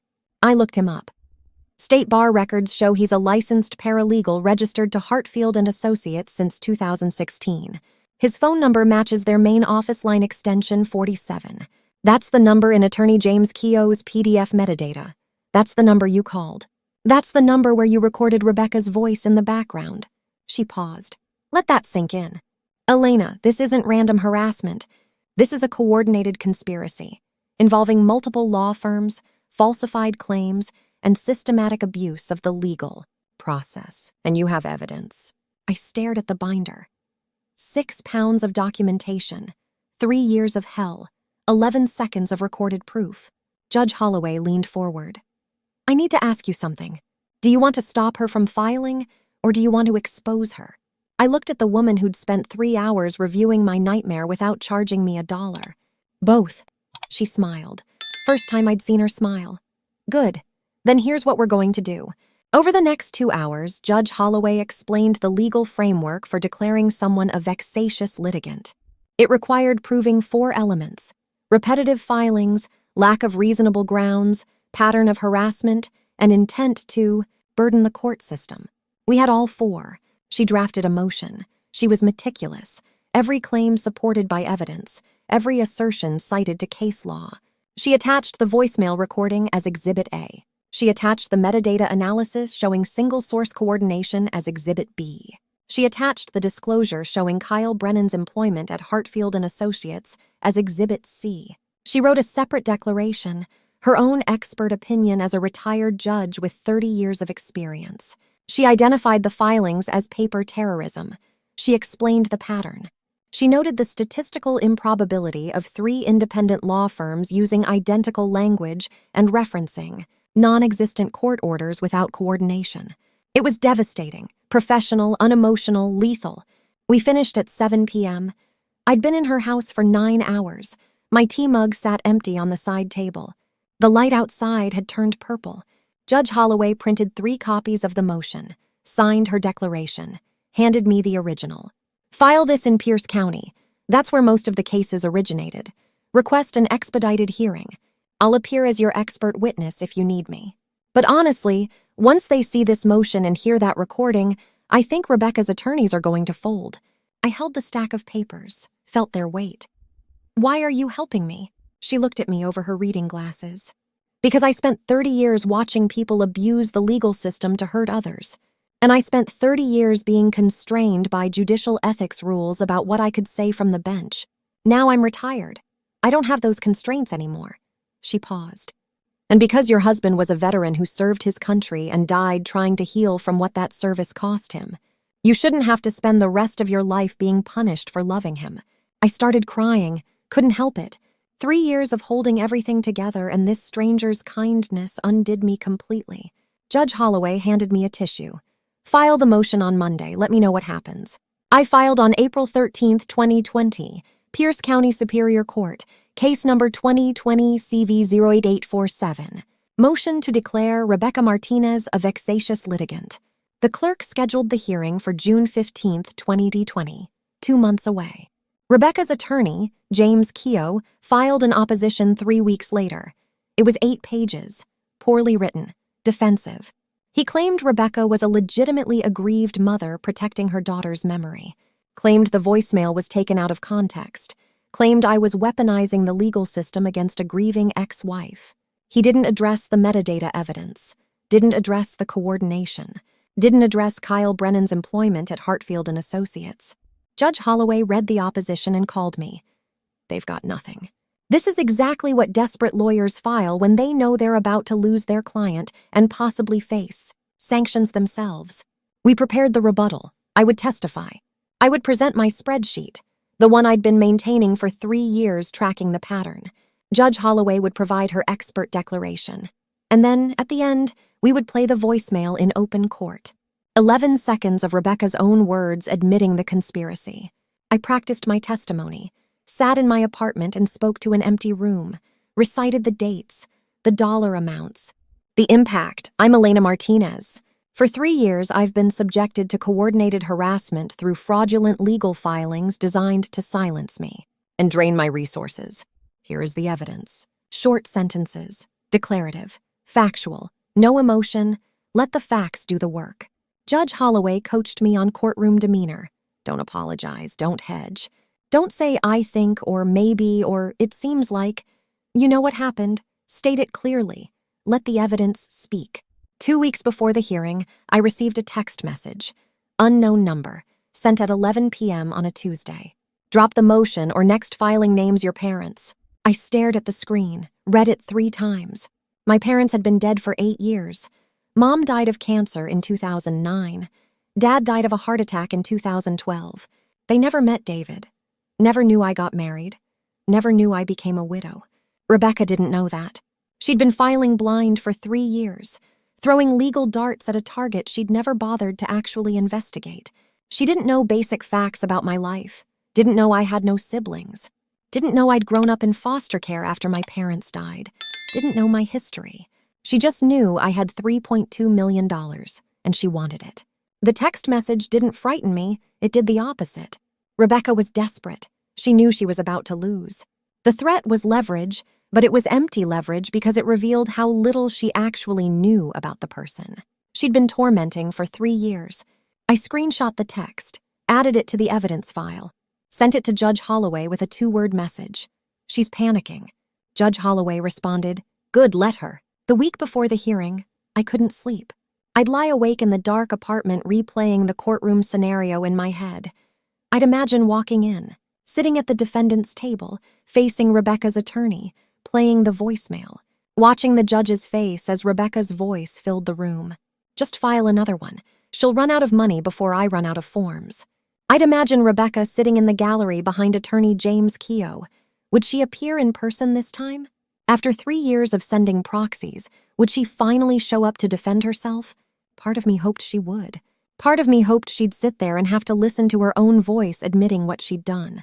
The day before the hearing, I drove to Tahoma National Cemetery, Kent, Washington, 23 miles south of Tacoma, the same place I'd stood 3 years earlier while 7 riflemen fired volleys over David's casket, and a sergeant handed me a folded flag. I hadn't been back since the funeral. Couldn't. Every time I thought about visiting, a new summons would arrive and I'd spend the day drafting responses instead of grieving. But I needed to go now, before the hearing. Before I walked into that courtroom and said David's name out loud in front of a judge and a court reporter and Rebecca's attorney and whoever else showed up to watch. I needed to tell him first. Section 27, row 14, white marble headstone, government issue, standard military specification. His name carved in clean serif letters, SSGT David J. Martinez. I knelt on the grass, placed my hand on the carved stone. It was warm from the afternoon sun. "I'm going to say your name in court tomorrow. I'm going to say it loud, and no one's going to stop me." The wind moved through the rows of white headstones. Somewhere in the distance, a flag snapped against a pole. I stayed for 20 minutes, didn't cry. Just knelt there with my hand on his name and felt the weight of 3 years pressing against my spine. Then I stood up, drove home, laid out my courtroom outfit, black wool coat, white blouse, slacks, pulled the gold wedding band on its chain out from under my shirt, checked to make sure it was visible. I printed 3 copies of the voicemail transcript. The words Rebecca had said, the words Kyle Brennan had said, the 11 seconds that would unravel everything. I set my alarm for 5 a.m. That night, I lay in bed holding the manila envelope containing the voicemail recording. The same envelope I'd carried into County Courthouse Room 3 when I'd tried to present it to Judge Marilyn Chen 2 months earlier. The same envelope that had sat on that judge's bench while I explained the 3-year pattern. This time, the envelope wouldn't sit untouched. This time, someone would open it. Someone would play the file. Someone would hear Rebecca's voice. I whispered to the dark apartment, to the space where David used to sleep, to the ghost of the man whose name I'd been forbidden to speak. 11 seconds, that's all I need. I closed my eyes. The alarm would go off in 6 hours. Judge Patricia Holloway would meet me at the courthouse at 8:30. We'd review the evidence one last time. We'd walk into that courtroom at 9 a.m., and I would finally, after 3 years of silence, say the thing Rebecca Martinez had spent $94,000 worth of legal harassment trying to stop me from saying, my husband's name, Staff Sergeant David Martinez, out loud in court on the record, for everyone to hear. June 2020, morning of the vexatious litigant hearing. County Courthouse Room 3, Pierce County, Washington. I arrived early. Same hallway, same brass number 3 catching fluorescent light, same institutional beige walls pressing in from both sides. The air smelled like floor wax and silent pressure. I sat on the bench outside the courtroom holding the manila envelope. Inside was the USB drive. 11 seconds of audio that would either end this or confirm I'd been fighting ghosts for 3 years. The bailiff stepped into the hallway. Martinez versus Martinez, vexatious litigant hearing. I stood. My legs felt solid this time, not frozen, not paralyzed, ready. I pushed through the double doors into County Courthouse Room 3. The judge's bench sat elevated at the front. Dark wood paneling, state seal mounted behind the chair. Fluorescent lights hummed overhead. The courtroom smelled like old paper and furniture polish. Plaintiff's table to the left. Defendant's table to the right. I moved toward the defendant's side because that's what I'd been for 47 filings. The defendant. The person constantly defending. The person constantly explaining why she had the right to exist. Attorney James Keogh sat at the plaintiff's table. Coffee-stained legal pad. Wire-rimmed glasses. Navy suit slightly wrinkled at the elbows. He didn't look at me when I entered. Just shuffled papers and clicked his pen repeatedly. Nervous habit. The same nervous habit I'd watched during the last hearing when I'd revealed the phone number discovery. When I'd told the court about the recording. Rebecca Martinez was not present. She'd sent her attorney. Again. Just like the previous 46 times. The judge entered through the side door. Not Judge Patricia Holloway. She wasn't a sitting judge anymore. Hadn't been for years. She'd consulted on my case as a forensic expert, analyzed the pattern, given me the vocabulary to name what was happening. But she wouldn't be presiding today. The judge was a man in his late 50s, salt and pepper hair, reading glasses on a chain around his neck, black robe pressed and precise. He carried a thick file folder, my case history probably. 3 years of documentation condensed into manila folders and binder clips. He settled into his chair and opened the file without looking up. Case number 2020 CV 04721. Elena Martinez versus Rebecca Martinez. Motion to declare defendant vexatious litigant. His voice was measured. No warmth, no coldness. Just institutional neutrality. Counselor Keogh, you're representing Ms. Rebecca Martinez? Keogh stood. Yes, Your Honor. Ms. Elena Martinez, you're representing yourself pro se? I stood. Yes, Your Honor. The judge flipped through several pages. Ms. Martinez, you filed a motion alleging that the plaintiff, Ms. Rebecca Martinez, has engaged in a pattern of vexatious litigation spanning 3 years, 3 jurisdictions, and 47 separate filings. Is that correct? Yes, Your Honor. He looked up over his reading glasses. Counselor Keogh, I've reviewed the case history. Your client has filed 47 lawsuits against Ms. Elena Martinez since May 2017. None have succeeded. Most were dismissed for lack of standing or insufficient evidence.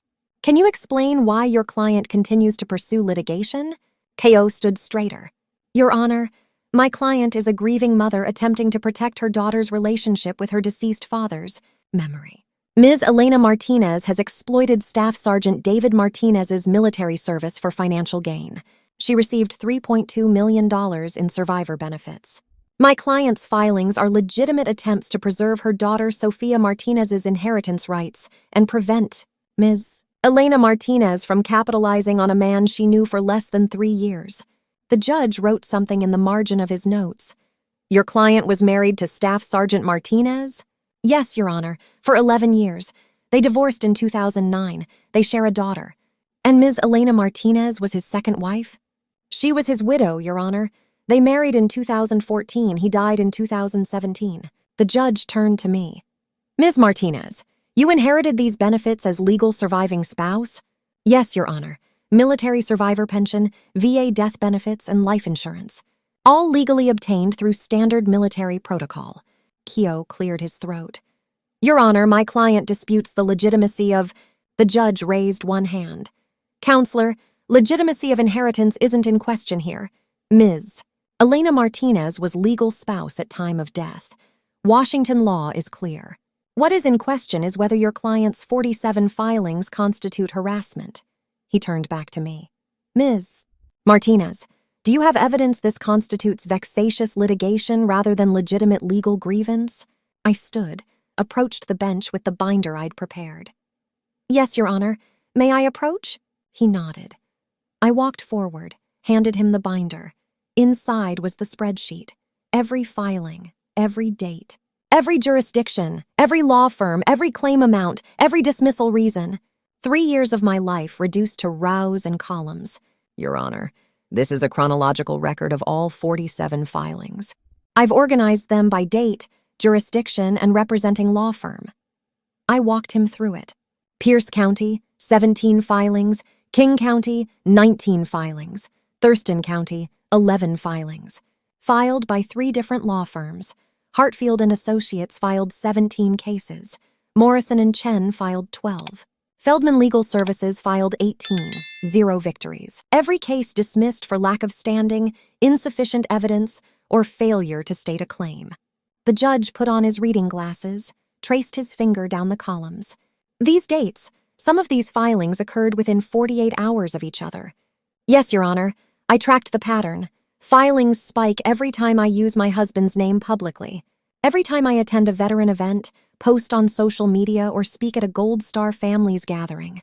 Within 2 days, a new summons arrives. He looked up. Why didn't you file a harassment complaint earlier? I took a breath. Because I thought I was the problem, Your Honor.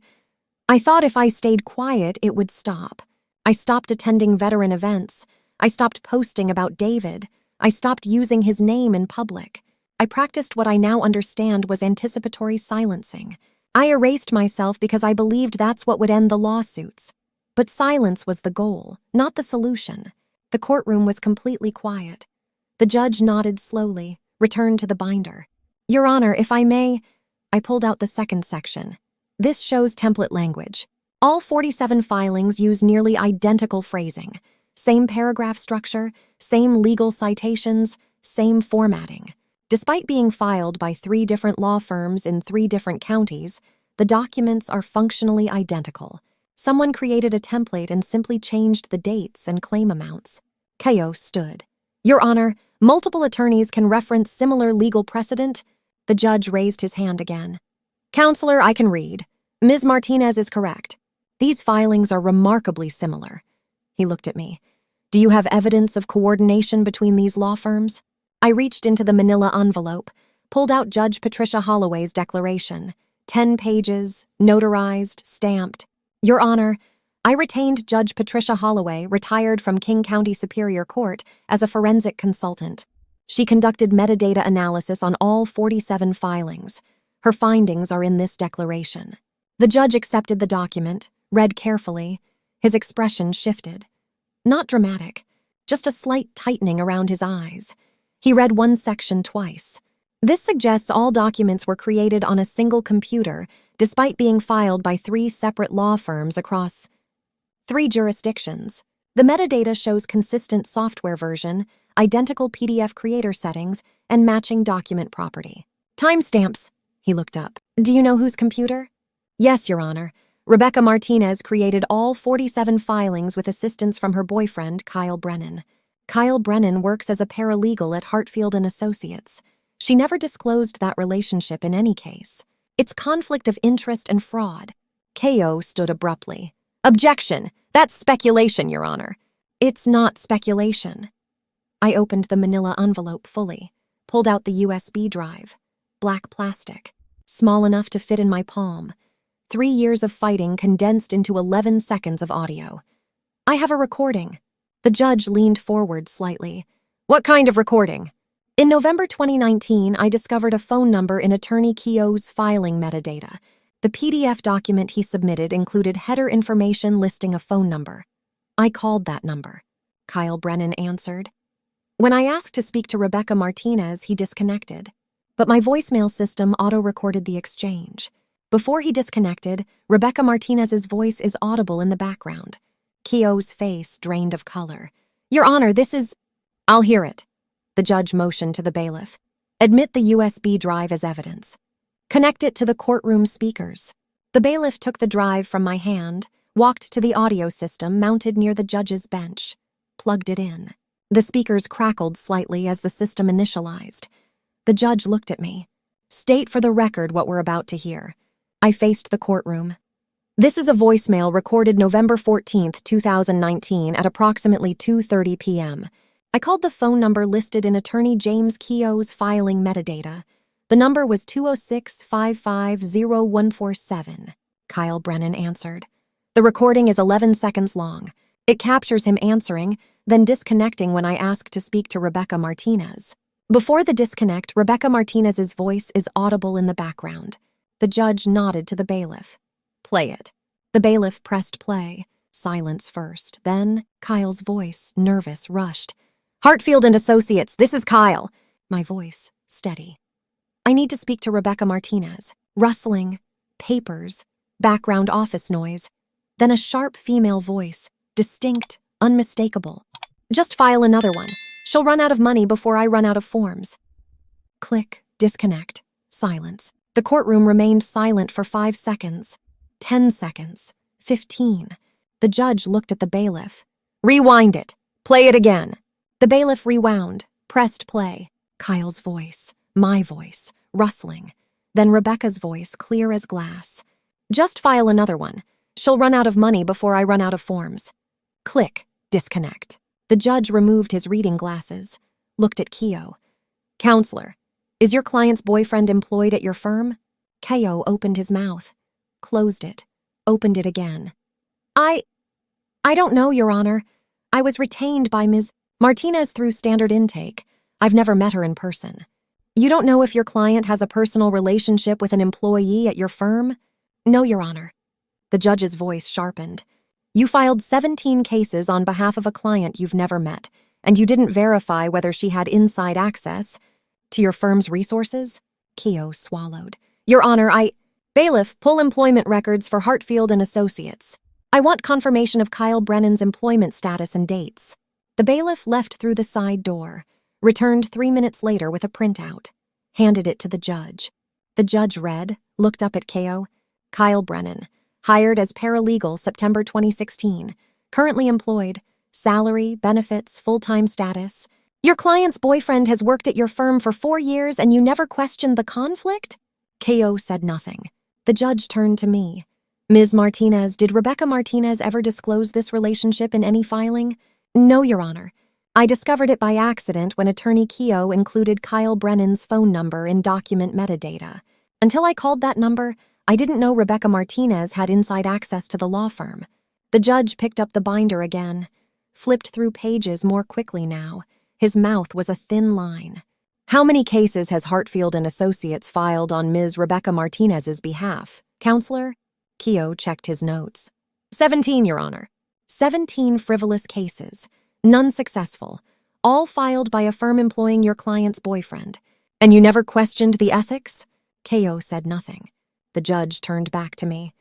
You mentioned 3 law firms. Do the other 2 show similar patterns? I pulled out the 3rd section of my binder. Yes, Your Honor. Morrison and Chen filed 12 cases. I discovered through LinkedIn research that one of their paralegals was dating Rebecca Martinez's sister during the filing period. Feldman Legal Services filed 18 cases. That's a solo practitioner who advertises aggressive family law representation. He takes any paying client. I believe Rebecca Martinez paid him directly without disclosing the coordination with the other firms. The judge wrote rapidly in his notes, flipped through more pages, stopped on one, read carefully, looked up. Ms. Martinez, this filing from Morrison and Chen, dated March 2020, alleges you made defamatory statements about Ms. Rebecca Martinez to military officials. Do you know what statements they're referencing? No, Your Honor. I've never made any public statements about Rebecca Martinez. I've never contacted military officials about her. The claim has no factual basis. And this filing from Feldman Legal Services, dated January 2020, alleges you interfered with Sophia Martinez's relationship with her deceased father. How old is Sophia Martinez? 24, Your Honor. She's an adult. Yes, Your Honor. She was 19 when her father and I married. 20 when he died. She's been an adult through this entire legal campaign, but multiple filings describe her as a minor to manufacture standing. The judge closed the binder, removed his reading glasses, looked at Keogh for a long moment, then turned to the bailiff. I'm ordering a full review of all 47 filings across all 3 jurisdictions. I want consolidated records on my desk within 2 weeks. And I'm issuing an immediate temporary order barring Rebecca Martinez from filing new civil actions in Pierce County, King County, or Thurston County without prior court approval. Any violation will result in contempt charges. Keogh stood quickly. Your Honor, I'd like to request a continuance to allow my client to respond. Denied. The judge's voice was flat. Your client has had 3 years to present legitimate claims. She's presented 0. This hearing is about consequences, not second chances. He turned to me. Ms. Martinez, what remedy do you seek? I stood. My voice was steady. I want her declared a vexatious litigant. I want my court costs reimbursed. And I want the record to show that David Martinez was my husband. I am his widow, and no one has the right to silence my grief. The judge nodded once, picked up his gavel. Rebecca Martinez is hereby declared a vexatious litigant in Pierce County and all Washington jurisdictions. She is barred from filing civil actions without prior court approval. Any attempt to file without approval will result in sanctions and possible criminal contempt. She is ordered to pay Elena Martinez $23,000 in court costs and legal fees. Payment due within 90 days. Failure to pay will result in wage garnishment and asset seizure. He looked directly at me. And for the record, Ms. Martinez, you have every right to speak your husband's name. This court recognizes your status as surviving spouse. Your inheritance of military benefits was legally obtained. No further challenges to your legitimacy will be entertained in this jurisdiction. If Ms. Rebecca Martinez files in federal court or any other venue, you are to immediately notify this court, and I will personally forward this ruling and the audio evidence. The gavel struck. Sharp crack, final. Hearing adjourned. I stood frozen. My hands gripped the edge of the defendant's table. The wood felt solid under my palms. Real. The judge gathered his files, stood, exited through the side door. The bailiff began shutting down the audio system. Keogh packed his briefcase without looking at me. Papers shoved in quickly. Folders crammed without organization. He left through the main doors without a word. No eye contact, no acknowledgement. The bailiff approached me. You need anything, ma'am? I shook my head. No, thank you. He nodded, returned to his desk near the judge's bench. I picked up the manila envelope.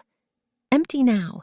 The USB drive had been admitted as evidence, cataloged, filed, part of the permanent record. I walked toward the double doors, pushed through into the hallway. The brass number 3 caught the fluorescent light. Same as before, same hallway, same institutional beige walls. But everything felt different. The air didn't press in anymore. The silence wasn't suffocating. I sat on the bench outside the courtroom, the same bench where I'd sat 3 years ago after the first dismissal, where I'd sat after the 2nd, the 3rd, the 10th, where I'd practiced not crying in public, where I'd rehearsed explanations for why I kept showing up to defend myself against claims that made no sense. I breathed. Deep breath. First real breath in 3 years. The courthouse sounds filtered back in, footsteps echoing down hallways, muffled voices from other courtrooms, copy machines humming in administrative offices, normal sounds, institutional sounds. But they didn't feel like threats anymore.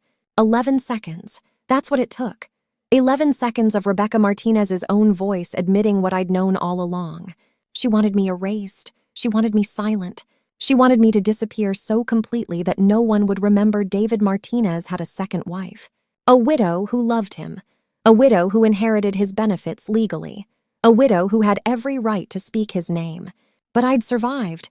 I'd documented, I'd investigated, I'd built the case. And now the court knew her name the way she'd forced them to know mine for 3 years. Rebecca Martinez. Vexatious litigant. Barred from filing. Ordered to pay. On the record. Permanent. I stood, walked toward the exit. The courthouse doors were heavy glass and brass. I pushed through into morning sunlight. June in Washington, clear sky, temperature mild. The kind of morning David would have called perfect for a run. I stood on the courthouse steps. The manila envelope in my hand was empty. The USB drive was evidence now. Property of the court, but I didn't need it anymore. I had the ruling. I had the order. I had the judge's words on the record. You have every right to speak your husband's name. The gold wedding band on the chain around my neck caught the sunlight. I touched it through my shirt, felt the weight of it. David's ring, the one he wore for 2.5 years. The one I'd kept after the funeral because I couldn't let it go. The one I'd hidden under my shirt for 3 years because wearing it publicly felt like painting a target on my back. I pulled the chain out from under my shirt, let the ring hang visible, gold band, simple, engraved on the inside with our wedding date. The date we stood in Pierce County Courthouse with 2 strangers as witnesses. The date he wore his dress uniform and I wore a blue dress. The date Rebecca Martinez shook my hand in the bathroom and said, "Take care of him." I'd taken care of him. I'd loved him. I'd stayed with him through PTSD, through insomnia, through therapy that didn't work, and medication that helped only marginally. I'd held him when he couldn't sleep. I'd researched treatment options. I'd driven him to VA appointments. I'd sat beside him during the worst nights. I'd been his wife. And when he died, I'd grieved. I'd called 911. I'd left the room while paramedics worked. I'd planned his funeral. I'd accepted the folded flag. I'd inherited his benefits because that's what surviving spouses do. That's what the military provides. That's what David would have wanted. Rebecca Martinez had tried to erase that, tried to rewrite history, tried to make me disappear through paper terrorism. 47 filings, 3 jurisdictions, 3 law firms. 3 years of coordinated harassment disguised as legitimate grievance. But she'd made one mistake. She'd said it out loud. Just file another one. She'll run out of money before I run out of forms. 11 seconds of truth captured by accident. 11 seconds that unraveled 3 years of lies. I walked down the courthouse steps toward the parking lot. My car was parked in the same spot where I'd parked for 46 previous hearings. Silver sedan. Nothing special. But it was mine. Paid off. Reliable. The car I'd driven to the Gold Star family's event last month. The event where I'd finally given the speech I'd postponed in March 2020. The speech where I'd said David's name out loud to a room full of military families. Staff Sergeant David Martinez, my husband. I unlocked the car, sat in the driver's seat. The manila envelope rested on the passenger seat. Empty. I stared at it for a moment. Then I opened the glove compartment, tucked it inside, closed the compartment, started the engine. The drive home took 20 minutes. I didn't turn on the radio, didn't need it. The silence was mine now, not enforced, not strategic, just silence. I pulled into the parking lot of my apartment building. Same building where David and I lived together. Same apartment where he died. I'd thought about moving 100 times, but moving felt like erasing him, like admitting defeat, like letting Rebecca Martinez win by making me abandon the last place David and I shared. I walked up the stairs to the 2nd floor. Unit 2B, same beige door, same brass numbers. I unlocked it, stepped inside. The apartment was exactly as I'd left it. Small living room, kitchen with laminate counters, bedroom at the back. The same furniture, the same photos on the shelf. David in uniform, David at our wedding. David at Tahoma National Cemetery during a Memorial Day event 2 months before he died. I set my keys on the kitchen counter, walked to the bedroom, sat on the edge of the bed. The same bed where David used to wake up at 3 a.m. from nightmares. Where he'd sit with his back against the headboard, breathing hard, trying to remember where he was. Where I'd sit beside him and wait until the panic passed. I lay back on the bed, stared at the ceiling, thought about the voicemail. 11 seconds. Kyle Brennan's nervous voice. My steady voice. Rebecca Martinez's sharp command. Just file another one. She'd been so confident, so certain I'd run out of money, run out of energy, run out of will. She'd been counting on my silence, counting on my isolation, counting on my grief to paralyze me. But grief hadn't paralyzed me. Grief had sharpened me, made me methodical, made me strategic, made me document every filing, track every pattern, notice every anomaly. Grief had taught me to survive by paying attention. And attention had saved me. Attention to Attorney Keogh's metadata mistake. Attention to the phone number embedded in the PDF header. Attention to the patterns across 3 jurisdictions. Attention to the identical language. Attention to Rebecca Martinez's absence from every single hearing. She'd never appeared in court, never faced me directly, never had to answer a single question under oath. She'd used attorneys as proxies, used Kyle Brennan as insider access, used her sister's boyfriend as secondary insider, used Feldman as hired gun. She'd orchestrated everything from behind the curtain while I stood in courtroom after courtroom defending my legitimacy. But the curtain had been pulled back. The recording had exposed her. The court had declared her vexatious. The order had named her fraud. And the judge had said the words I'd needed to hear for 3 years. "You have every right to speak your husband's name." I sat up, walked to the dresser, opened the top drawer. Inside was the folder labeled Rebecca Pattern, the spreadsheet, the timeline, the filing records, the metadata analysis, the LinkedIn research, the declaration from Judge Patricia Holloway, 3 years of evidence accumulation, 3 years of building the case I'd never intended to build.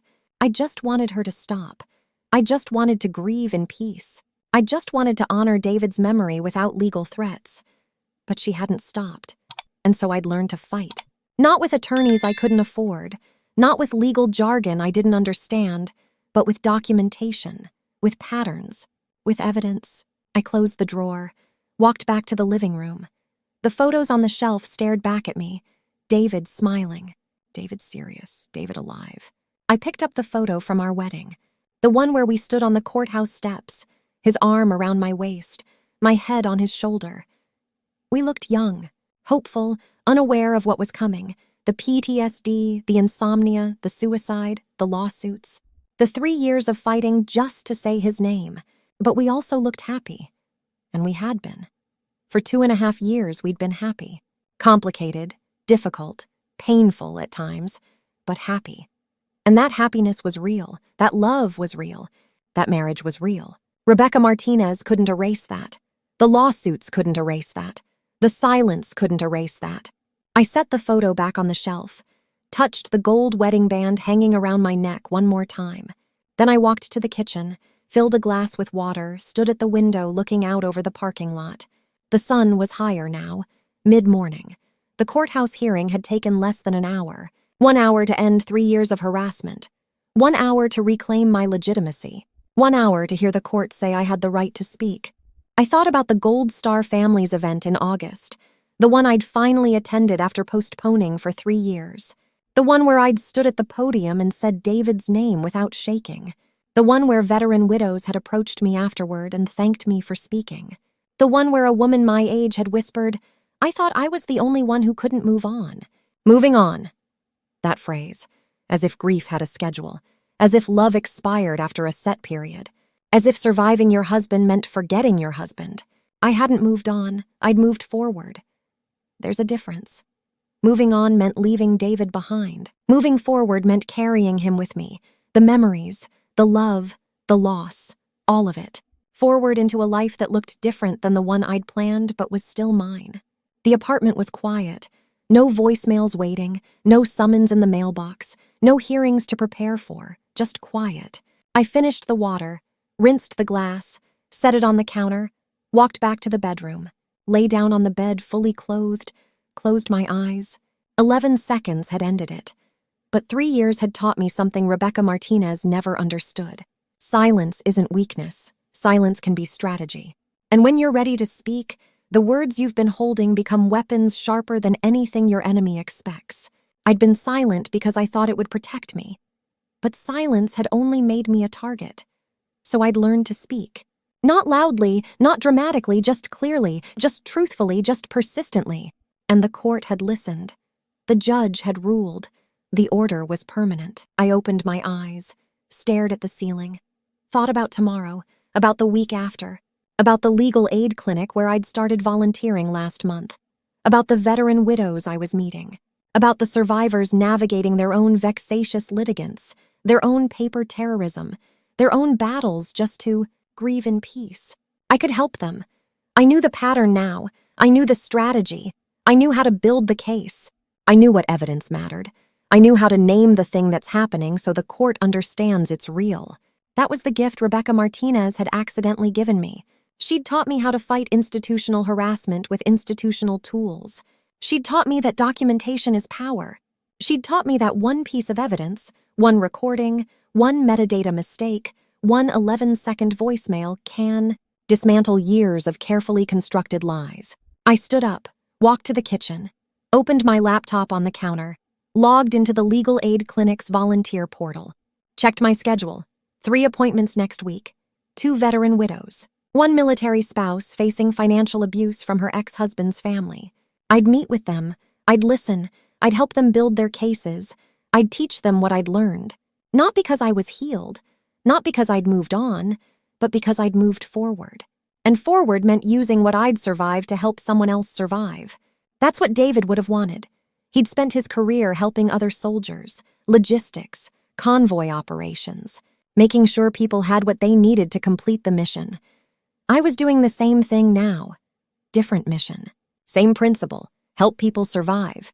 I closed the laptop, looked at the photos on the shelf one more time, picked up the wedding photo again, stared at David's face, his smile, his eyes, the way he looked at me like I was the most important thing in the world.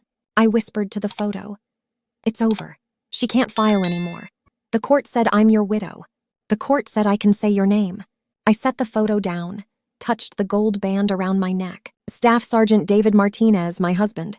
The words felt different now, not tentative, not apologetic, not strategic, just true. I walked to the window. The parking lot was mostly empty. Midday on a Tuesday, people at work, people living their lives, the world continuing like it always did. But my world had shifted, not healed, not whole, just shifted, from defendant to survivor, from silent to speaking, from erased to documented. 11 seconds. That's all it took to prove what I already knew. Rebecca Martinez had weaponized the legal system against me, and the legal system had finally recognized her weapon and taken it away. $23,000 in restitution, vexatious litigant status, permanent record. She'd wanted me erased. Instead, she'd erased her own credibility. I turned away from the window, walked back to the bedroom, changed into comfortable clothes, made lunch, ate slowly. The afternoon stretched ahead. No courthouse, no attorney calls, no filing deadlines. Just time, just quiet, just mine. I sat on the couch, turned on the TV but didn't watch it. Just let the noise fill the space. Normal noise. Background noise. The kind of noise that means nothing's wrong. The gold band on the chain around my neck rose and fell with my breathing. I closed my eyes, let myself feel the weight of it, the realness of it, the proof that I'd been David's wife, that I was his widow, that no one could take that away. Rebecca Martinez had tried. For 3 years she'd tried, and she'd failed. That was the victory. Not the money, not the vexatious litigant status, not the court order. The victory was that I'd refused to disappear. I'd refused to be erased. I'd refused to let her rewrite the story of my marriage, my grief, my legitimacy. I'd survived, and survival, I'd learned, is the best revenge. August 2020, 2 months after the vexatious litigant ruling. I stood in my apartment kitchen on a Wednesday morning and realized the silence had finally stopped screaming.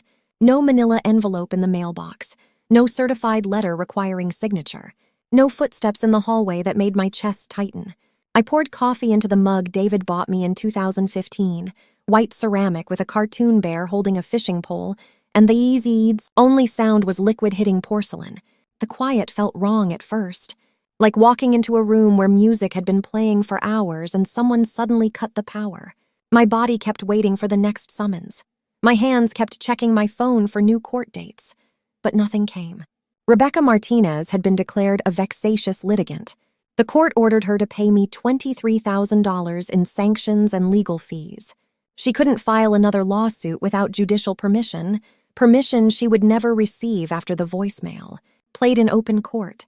I still wore David's wedding ring on the chain around my neck, gold against my collarbone, warm from body heat. The Gold Star family's event had been postponed twice while I fought the final filing. The organizers called in June asking if I still wanted to speak. I said yes without hesitation. August 15th, 2020, Seattle Convention Center, Ballroom C. 200 military families filled the rows of chairs. Spouses, parents, siblings, children. All of us carrying the weight of someone who didn't come home. I stood at the podium and looked out at faces I recognized from 3 years of silence. People I'd avoided. Events I'd skipped. Phone calls I hadn't returned because every public appearance triggered another filing, another $2,000, another erosion of my right to say his name. I gripped the edges of the podium and spoke. My husband was Staff Sergeant David Martinez. He served with the Logistics Battalion in Afghanistan. He came home in August 2016 with PTSD. He died by suicide on March 17, 2017. My voice didn't shake. The words felt solid, real. For 3 years, I stopped saying his name in public. I stopped posting about him. I stopped attending events like this one. Not because I wanted to, because every time I spoke his name, I got sued.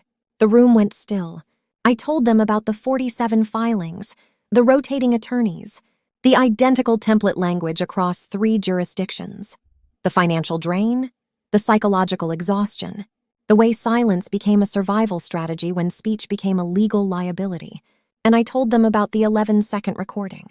When I finished, the applause felt like permission I'd been waiting 3 years to receive. Afterward, 7 people approached me. 3 widows, 2 parents, 1 sibling, 1 adult child. All of them had experienced something similar.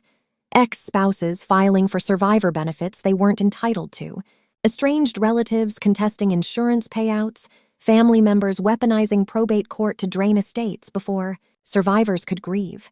A woman named Michelle told me her late husband's mother had filed 18 motions in 2 years trying to claim his military pension. Michelle had spent $34,000 defending herself. A man named Robert said his sister had contested his husband's life insurance using a forged will. The case took 4 years to resolve. I realized my story wasn't rare. It was a pattern. Vexatious litigation targets people at their most vulnerable, freshly widowed, grieving, inheriting money they never wanted in exchange for a person they would give anything to have back. Predators recognize that window, the space between loss and stability, and they move fast. I left the event with Michelle's phone number and a name Judge Patricia Holloway had given me weeks earlier. Northwest Legal Aid Clinic, Family Law Division. They needed volunteer consultants who understood vexatious filings from the survivor's side. I called the clinic Monday morning, September 2020. I started volunteering twice a week. The clinic occupied the 2nd floor of a converted warehouse in South Seattle. Fluorescent lights, folding tables, donated office chairs that squeaked. Clients came in holding the same manila envelopes I'd carried for 3 years. Summons, motions, complaints, paper weapons designed to bankrupt and exhaust. I sat across from a widow named Patricia, whose late husband's brother was suing her for emotional damages. The language in his filing matched Rebecca's template almost word for word. I showed Patricia how to track filings in a spreadsheet, how to identify pattern evidence, how to document the harassment timeline, how to request a vexatious litigant hearing. She cried when I told her it wasn't her fault, that recognizing the pattern didn't make her paranoid. It made her accurate. I worked with an elderly man whose daughter-in-law was filing motions to contest his son's military death benefits. He'd already spent $18,000. He was 73 years old and exhausted. I connected him with an attorney who specialized in vexatious litigant defense. Pro bono. Every Tuesday and Thursday, I sat in that clinic and watched people realize they weren't alone, that the chaos had a name, that someone else had survived it and come out the other side. Judge Patricia Holloway stopped by one afternoon in October. She wore her wire-rimmed reading glasses on the beaded chain and carried a leather folder under one arm. "You're doing good work here," she said. I didn't know how to respond. She'd given me the tools to dismantle Rebecca's conspiracy, the forensic analysis, the pattern recognition, the credibility I needed when I stood in front of Judge Chen and said, "This is coordinated harassment." "Thank you," I said finally. She nodded once, professional, warm, then she left. October 2020, 3.5 years after David died. I drove to Tahoma National Cemetery in Kent, Washington, Section 27, Row 14, white headstone, perfectly aligned with 200 others just like it. The grass was green and manicured. The air smelled like cut stems and distant rain. A flagpole stood at the far end of the field. I heard it clattering gently in the wind. I knelt in front of David's headstone. Staff Sergeant David Martinez. March 8, 1982, March 17, 2017. Beloved husband. I pulled the framed photo from my bag. The one from our wedding day. Pierce County Courthouse, May 2015. Me in the blue dress, David in his uniform, both of us smiling like we'd just won something. I placed it at the base of the headstone, propped it against the white marble so anyone walking past could see. For 3 years, I'd been afraid to leave anything personal here, afraid it would trigger another filing, another claim that I was exploiting his memory, another attorney arguing that public grief was a form of defamation. But Rebecca couldn't touch me anymore. I rested my hand on the cool stone and spoke aloud. I said your name in court. I said it loud, and I'm never going to stop saying it. The wind moved through the trees behind me, leaves rustling, birds calling somewhere I couldn't see. I stayed there for 20 minutes, maybe longer. Time felt different in that place, quiet and slow and deliberate. Rebecca wanted me silent because silence meant I didn't exist. And if I didn't exist, she could rewrite the story, make David's death about her grief, his benefits about her loss, his memory about her control. But I learned something about paper terrorism that the law doesn't teach you. The person filing the papers is always more afraid of exposure than you are of the fight. Because I had nothing left to lose, and she had everything to hide. 3 years of court filings taught me what family isn't. It isn't blood. It isn't legal documents. It isn't who shows up at the funeral. Family is who fights for your right to grieve. And sometimes, that person is you. I stood up slowly, brushed grass from my knees, looked at David's headstone one more time, the photo resting there, visible, permanent. The gold wedding band on the chain around my neck caught the sunlight, warm against my skin. I walked back to my car knowing I'd be back. Next month, next year, however long it took. Because I wasn't hiding anymore. I'm Elena Martinez, widow, veteran advocate, still standing. I drove back toward the city with the windows cracked. Cool air on my face, radio off, just the sound of tires on asphalt and my own breathing. The fight wasn't over. I knew that. Rebecca could still appeal certain aspects of the dismissal.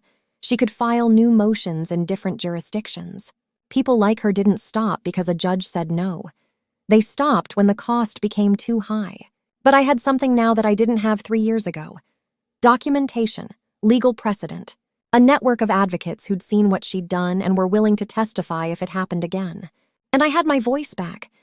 The first thing I did when I got home was open my laptop. I pulled up the document I'd started weeks earlier, the one I'd been too afraid to finish.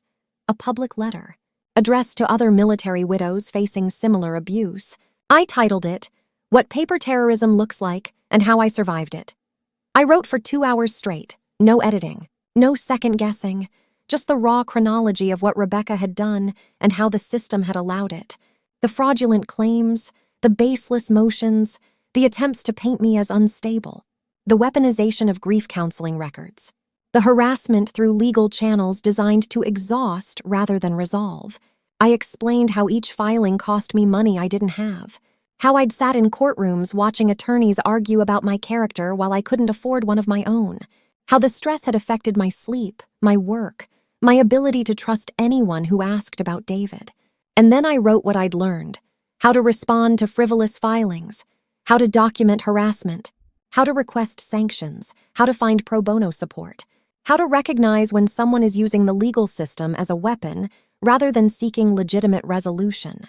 I published it on a veterans advocacy forum that night, anonymous at first, just the letter with no identifying details beyond Washington State. Within 48 hours, I had 17 messages from other widows who'd experienced variations of the same pattern. A woman in Texas whose mother-in-law claimed she'd stolen family heirlooms and filed civil theft charges. Dismissed, but only after 6 months of court dates. A widow in Florida whose sister-in-law contested the will despite having no legal standing, forcing probate into a 2-year stall. A woman in Oregon whose in-laws filed for grandparents' rights to a child that didn't exist. A clerical error they refused to correct, forcing her to hire an attorney to prove a negative. Every story was different in the details. Every story was identical in the structure.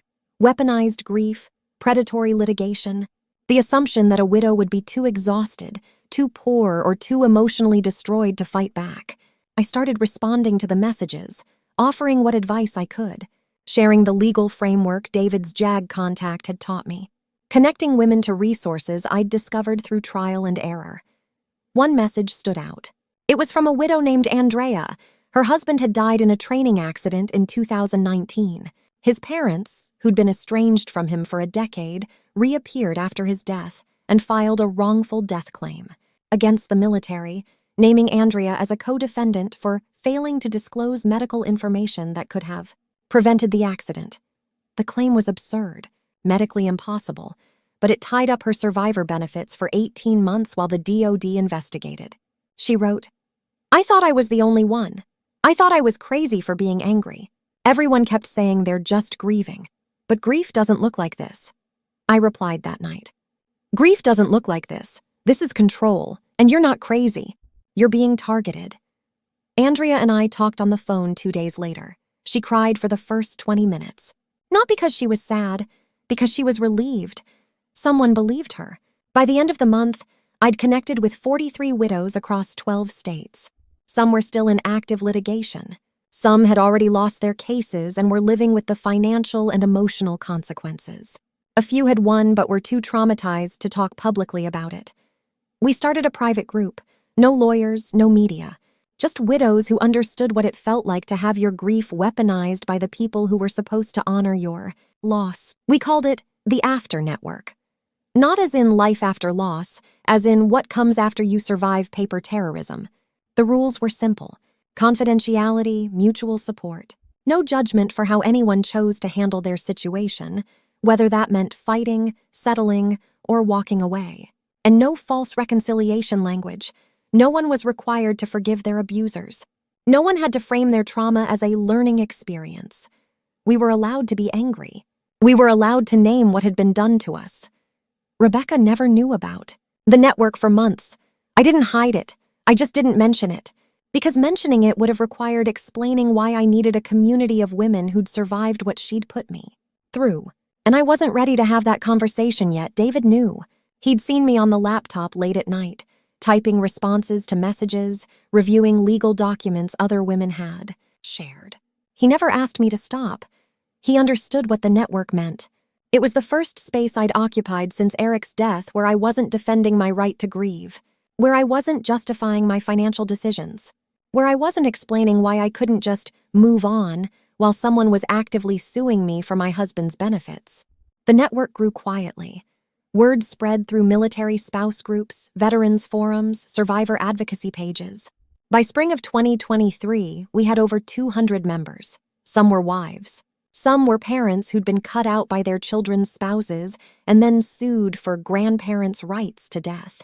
Benefits. A handful were siblings who'd been named as co-defendants in estate disputes they hadn't known existed until they were served papers. The pattern was always the same. The predator claimed they were owed something: money, recognition, control. The target was always someone too grief-stricken, too exhausted, or too legally naive to mount an effective defense. And the system, whether military, civilian, probate, or family court, moved slowly enough that the emotional and financial damage was done long before any judge issued a ruling. I started documenting the patterns, not for publication, not for advocacy, just for myself. I needed to see it written down. I needed proof that I wasn't inventing the structure, that this wasn't just my experience or Andrea's experience or the experience of a few unlucky women, that it was systemic. The document grew to 40 pages, then 60, then 90. Case summaries, legal timelines, psychological patterns, financial impact assessments. I cross-referenced filing dates, attorney firms, court jurisdictions. I noted which judges were more likely to grant continuances, which clerks were more likely to accept incomplete paperwork, which jurisdictions had statutes that made paper terrorism easier to execute. What I found was chilling. In states with weak probate oversight and long statute of limitations windows for wrongful death claims, predatory litigation against military widows had increased by 38% between 2015 and 2022. The claims were almost never successful, but success wasn't the point. The point was disruption, delay, extraction of settlement funds to make the case go away. I realized something else. Rebecca's case against me wasn't an outlier, it was a blueprint, and she'd likely learned it from someone else, someone who'd seen it work, someone who'd walked her through the process of filing, who'd assured her the system would reward her persistence, who'd told her I'd eventually break. I started searching for that someone, not because I wanted revenge, because I wanted to understand the origin point. Where had this tactic come from? Who had taught an entire generation of estranged family members that grief could be monetized through litigation? I found the answer in a legal advice forum from 2014, a post titled, How to Claim Death Benefits When the Widow Won't Share. The author was anonymous, but the advice was detailed. Step-by-step instructions on filing wrongful death claims, contesting estate distributions, demanding financial records, and using the court system to force transparency. The post had been viewed over 15,000 times. The comment section was full of people thanking the author, asking follow-up questions, sharing their own success stories. I felt sick reading it. This wasn't a support group. This was a manual, a how-to guide for weaponizing the legal system against people too vulnerable to fight back. And it had been live on the internet for 9 years. I saved the link. I didn't know what I was going to do with it yet, but I knew it mattered. I knew it was part of the story I'd eventually need to tell. By summer of 2023, Rebecca's case was still pending. No trial date, no resolution, just an endless loop of motions and continuances and delays. Her attorney kept filing for extensions. My attorney kept objecting. The judge kept granting them anyway. I'd spent over $60,000 on legal fees by then, more than Eric's life insurance payout, more than his death gratuity. I was funding my own defense with money I'd earned, saved, and protected, while Rebecca's attorney worked on contingency, betting that I'd eventually settle just to end it. I wouldn't. Not anymore. Because I understood now what settling meant. It meant validation. It meant every other predator would see my case and know the system worked. That widows could be bled dry if you just filed enough paperwork and waited long enough. I wasn't going to let that be Eric's legacy. I wasn't going to let that be mine. David, and if this story moved you, leave a like, subscribe to the channel, and ring the bell so you don't miss the next one. Tell us in the comments which moment stayed with you. Thanks for staying to the end. We'll see you in the next story.